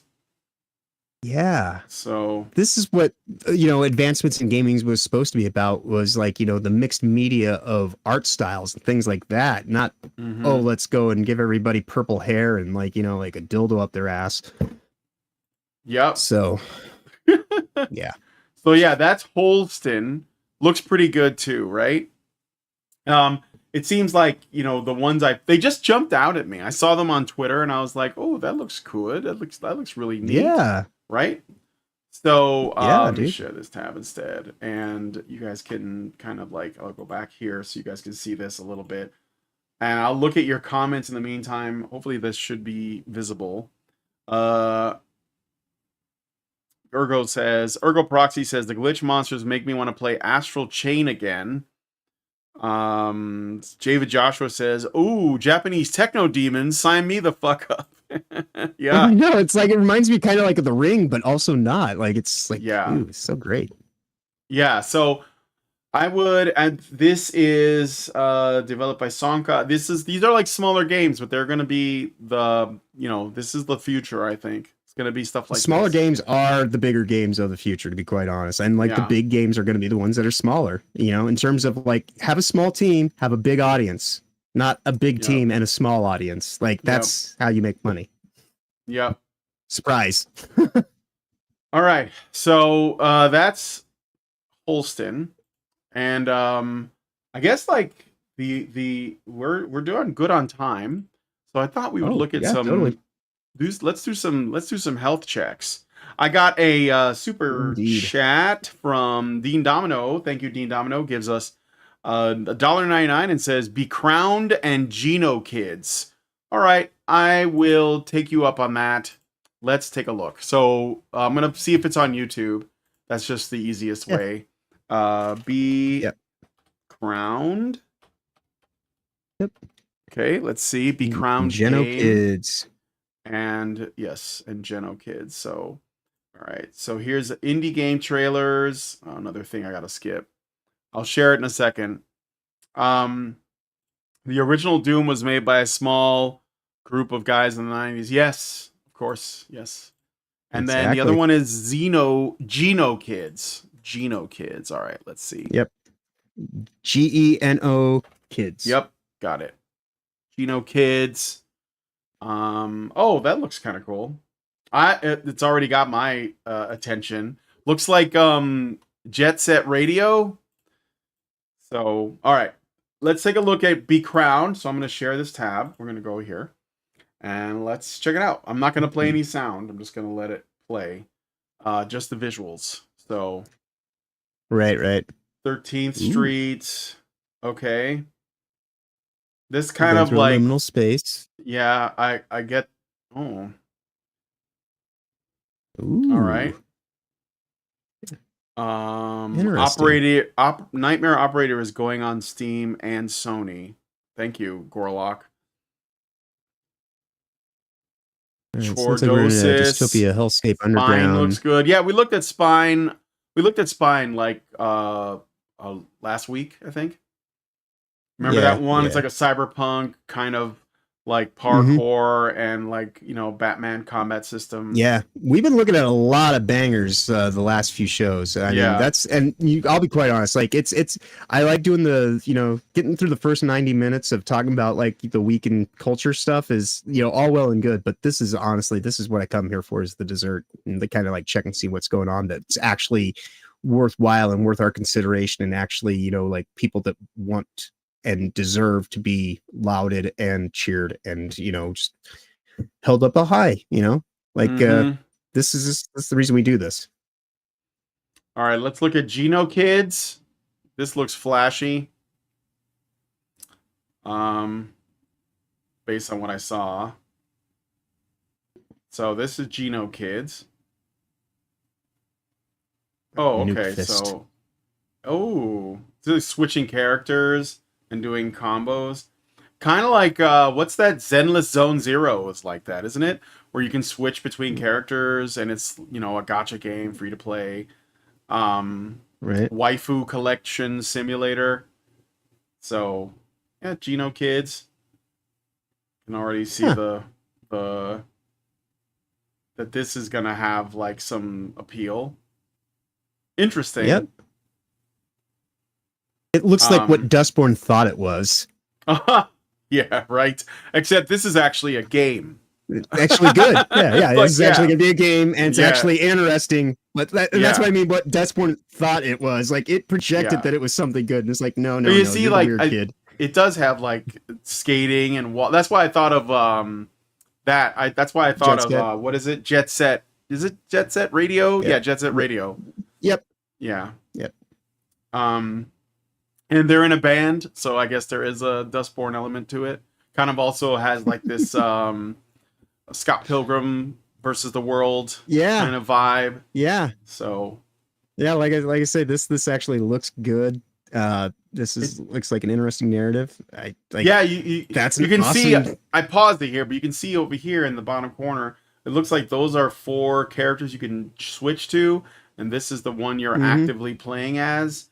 And right. So it's kind of like the GTA dynamic. Yeah, and it has like this. This is sort of like a grading system over here, like in the upper right.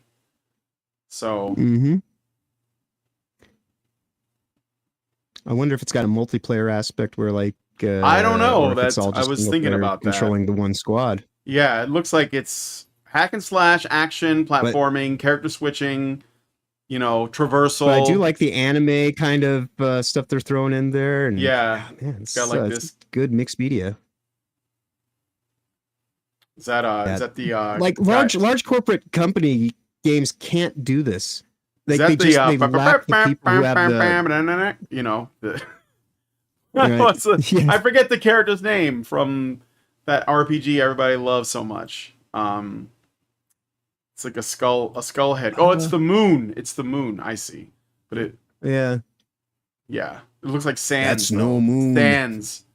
So anyway, yeah, that's Geno Kids. Let me see. What time is it? All right. I'll grab one more from the chat. Let's look at Cordosis and see what that is. So. And next time I'll take some requests from the chat for games. Yeah, and if you guys are interested, we should have a link to the FFS Discord in the description, I believe. And if you want to submit, we have a game recommendation area on the Discord server. That's exactly what it's for. Is if you have a good game that you want us to take a look at, there's a suggestion channel. And it's specifically set for like Steam games and stuff that's more PC friendly because consoles are dead. So yeah, if you have your request and we don't get to it in any given show, join the Discord, drop your suggestions there, and then we will hopefully be able to get to it a little bit faster in one of our future episodes. I also have a Discord, and it also has a room for that called the Hype Train, and you can like put in stuff that you're excited for in there. So. All right, let's look at Cordosis then, and then I got a super chat from Ergo to look at another thing, so I'll do that one too. But let's look at this. Yep. All right, so this is looks like Amnesia, like Resident Evil 7. Oh, Aliens. Aliens. But they're not gray; they're pink. Very. So do we call them pinks? Right. I guess so. This is a gameplay trailer for Cordosis. Yeah. So I guess this kind of a new terminology for two in the pink, one in the stink. Like you shoot the damn thing twice, and then it, like some kind of weird acidic kind of like vapor comes out. Yeah. I'm sorry, I shouldn't be calling them aliens. They're just undocumented migrants. Right. They're dwellingly challenged. This looks good. Know, like this looks. I like the out of focus gun and like the darkness. This is gonna be super creepy. Holy shit! What's with all these spooky games coming out? All these spooky recommendations. It's almost like it's almost Halloween. Yeah, right. It does seem that way. So there you go. Cordosis. Yeah, well, credit to the designers who are doing an actual good timely release. This is definitely the time to get these games in people's minds and hopefully into their hands. All right, we're gonna look at Turbo Kid now. Let's see what that is all about. Is Turbo Kid, like, I wonder if it's based off the movie. It is. Is this the Pretty movie? Sure. I mean, like, I don't see. Are you suggesting a movie or a game? Yeah, because Turbo Kid's an amazing movie. It's an amazing movie. It's got Michael Ironside in it. I remember this. I remember this, great. but I only see the movie. Yeah, let me tell you what, we'll try. do a watch party on. We'll do a watch party on my Discord of Turbo Kid. But it's not a video game, but it's a great movie. Love Turbo. I've got a here we go. Special. So they're doing a limited edition Kickstarter vinyl of that movie. Yeah, here we go. So this is another, dude. another If it's trailer. based off the movie and it's a game for it, then I'm totally there. I love Turbo Kid. Chronicles of Turbo-tastic. the Wasteland. All right, here we go. So the Wasteland it calls. is? It is. Yeah. Oh, I'm there's the so game. getting this. There it is. So you ride a bike. Oh, it's sort of like Excite Bike, or it's actually a lot like that. I bet Lamatos is the soundtrack on here too. If this is official, it'll actually have Lamatos do the music. And, yeah, yeah. I think it is. They Turbo Kid kickstarted it. So. Turbo Kid is a rare gem. It is so awesome. It's a great movie. Even better soundtrack. Yeah, I'm so for this. Oh yeah, that looks good. Yeah. Thank you, Ergo, for the recommendation. Garrett Grant gave us $10. Thank you, Garrett Grant. You didn't say anything. If you meant to, go ahead and put a comment in, and I'll be sure to read it out. Sometimes said, YouTube, we've leveled up. YouTube is weird, so yeah. Right. That looks good. Oh yeah, it's got the soundtrack. Look, it says so right here. Original soundtrack. Right by on. Yes. Lamatos. If you have never watched this movie, yes, Lamatos, amazing band. They do instrumental music. If you're into like tech wave and like stuff like that, oh my god, it's so good. Amazing. I could not give you a higher recommendation in terms of and if they're doing a video game with Lamatos music, so there. Yeah. Yes. It's based on the cult classic. So there you go. Get ready to become Turbo Kid. Oh shit. That's it, man. The link to the FFS Discord doesn't work. Oh, he needs an updated link. That's okay. Oh, okay. But get me an updated link, and I'll drop it in the. Or can you drop it in the chat? I don't think I have mod capabilities just yet. Well, give it to me, and I'll do it. I'll do it. Yeah. Yep. Okay. Indeed. Let's make this happen. All right. So, Dean Domino, thank you. $1.99 says Vanny Slash. Is that another game? Guys, you're gonna keep me here. I'm gonna be going over. This isn't fair. All right, let me see. Well, hey. If people are gonna pay you to look at video games, like there's worse things to. Yeah. So and if I'm a little bit late to modding for Irwin and Badger, I think they'll totally understand that. Then they would say, John, you were making money. Don't go do the thing. Yeah, they don't. The show's not gonna. They're gonna keep going whether I'm there or not. So we're good. We're good. Yeah. Is this what you're talking about? It looks Japanese as hell. So I'll just play this and see. You better not get me struck or something. Get me in trouble. All right, that should be a new good link in our Discord convo. All right. All right, let me just get it. You just threw it at. Okay, here we go. Woo, Boobas. Jesus, buxom. And Yeah. Good lord, that's a little bit. quite a gonna- game model there. Yeah. A bit. Is this actually? But is this actually a game that's going to come out? All right, I dropped the link, so you guys can get into his Discord server. It should work. All right. So, yeah, this looks like it's a work in progress. I'm gonna assume. I'm guessing Souls-like. Yeah, I'll keep track I'm of it. kidding. I'm kidding. It's not a Souls-like. That's just an overused term. Why? Right, Unreal? right. Yeah. So anyway, Souls like and roguelike are like, you hear this every day. Yeah, yeah. No, it is. They're really overused terms. All right, so now let's do. It's time for a mental health checkup. So, Gorlock says it's a tech demo. Yeah, I'm sure. I believe you. I mean, I'm sure that lady is thick, extra thick. 66, 69. Nice. Hey, Jojo. Hi, Jojo. He's awake. Hi, Jojo. Yep. All right, lay down, buddy. Lay down. We're almost done here. All right, it's time for. No, he's okay. He wants to go out, and right, Jojo, you want to go out, see his ears? Oh yeah, yeah. His ears pop up, but we're gonna go out late after this. Okay, so let's do a mental health check here. Puppers is ready for a walk. Yep. First we got Concord. Now, I mean, 2 people are playing it. If you want to put Pat emojis in the chat, they'll float around. Maybe some of them will touch Jojo. Right. 2 people, probably devs, probably or somebody found a way to hack it and stay on. But I was just, people are like, how are there still 2? I don't know. Good question, buddy. Well, I would imagine they just have not in any way, shape, or form left the game session that they were in when the server shut off. Oh yeah, they may have left their had their game systems on for their system's been on for 2 weeks or a week, whatever. Yeah. It's like it's been 10 days since yeah. Yep. Join the crew of the North Star. You're already dead. I'd rather watch the Fist of the North Star, thank you. Homeworld 3 on a Saturday. Homeworld 3, 62 people. That is abysmal. This game's been out since May of 2024. May 13th. 62. So that's 6 weeks. Yeah, I think this is steadily going down. Or actually longer, it's like 10 weeks. Yeah. Yeah. It's like so. These are all woke games I'm putting on the screen, by the way. Dustborn, 17 players. Oh my god, this game is... you can still buy this game. It's still out. Right.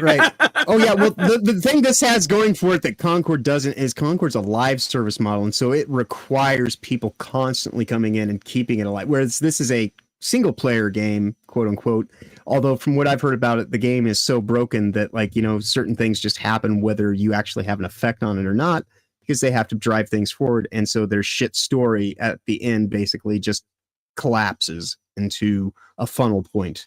So you're not even actually really getting all that much difference in terms of the way that the story is structured other than, superficial things, which sounds pretty goddamn woke. Yeah. Because it does. Because they super are. But this game is dead basically. And I think that Quantic Dream, Red Thread Games. Quantic Dreams, yep. Well, Quantic Dream's the publisher. Yep, Red Thread Games is probably gonna be doing some serious cuts. They're gonna be cutting back. Well, Red Thread is basically a state-based entity. To even make this thing funded by the government. Yep, funded by the government. All right, next game. Suicide Squad, Kill the Justice League. 344 people left. Hanging in there, guys. That's right. Norwegian says, Killing Floor is a dead game from before 2013, and it still has 300 people playing it. Wow. Yeah. So yeah, Suicide Squad, Kill the Justice League. Woof. Are they gonna cancel this? And look, it peaked. This is the peak right now. This is the normal the servers are shutting off at the end of the year. Are they? Oh man. Yeah.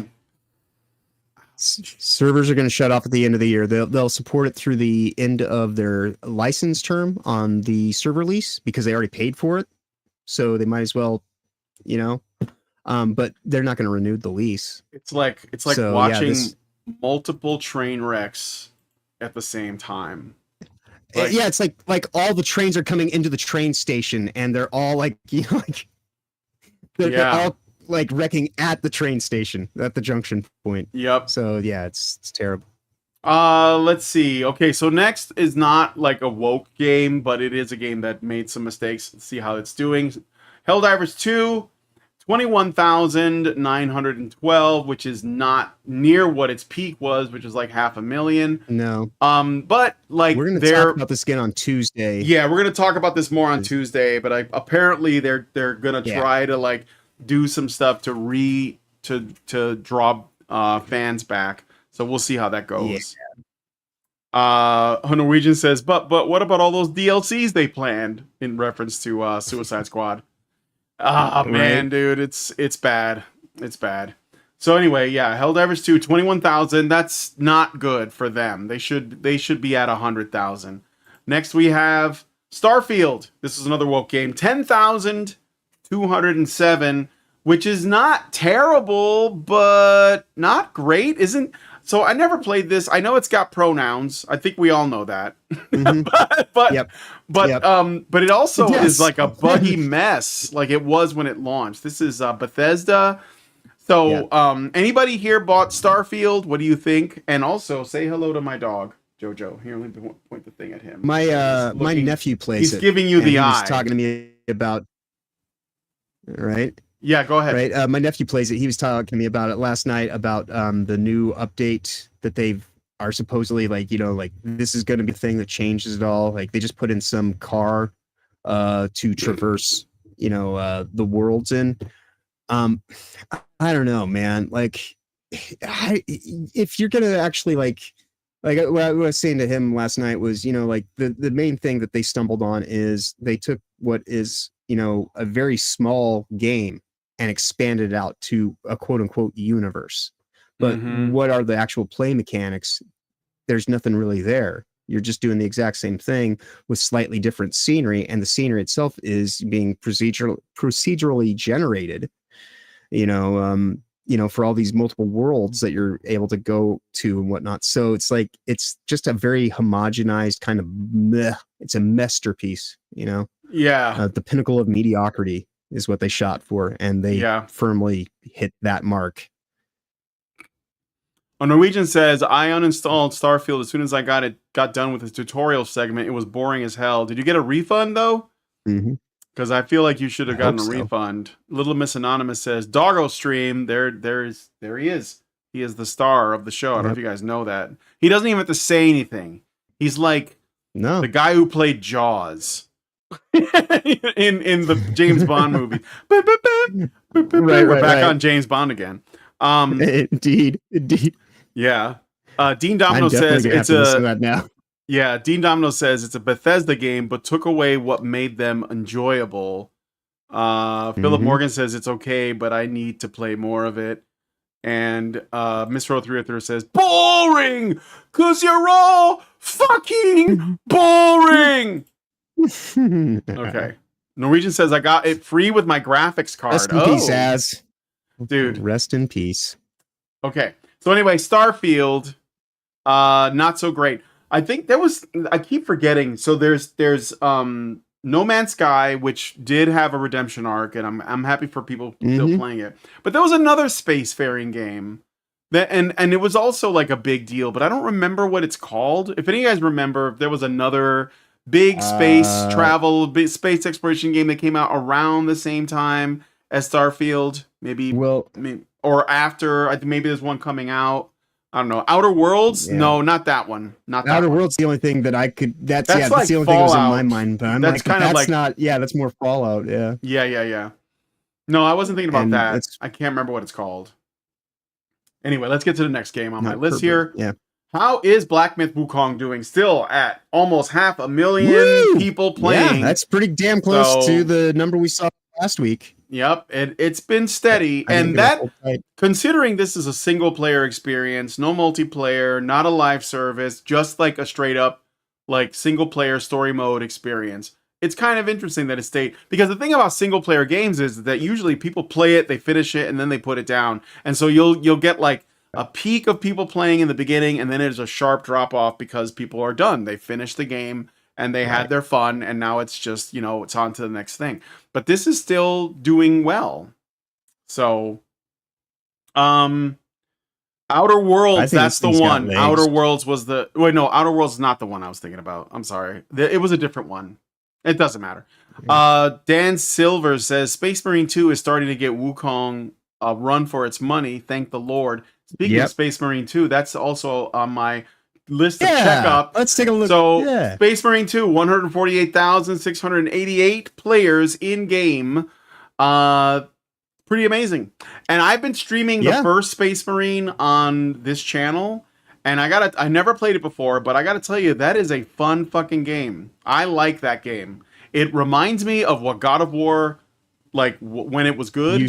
Like what God of War was supposed to be. I watched you play that one day. It looked I was feeling like, you know, like some kind of like, you know, extra tea, and just from watching someone else play, I was like, oh, this has got to be one of those experiences. Like, you know, remember like back when God of War was amazingly good, and like the more you played it, the more amped you got.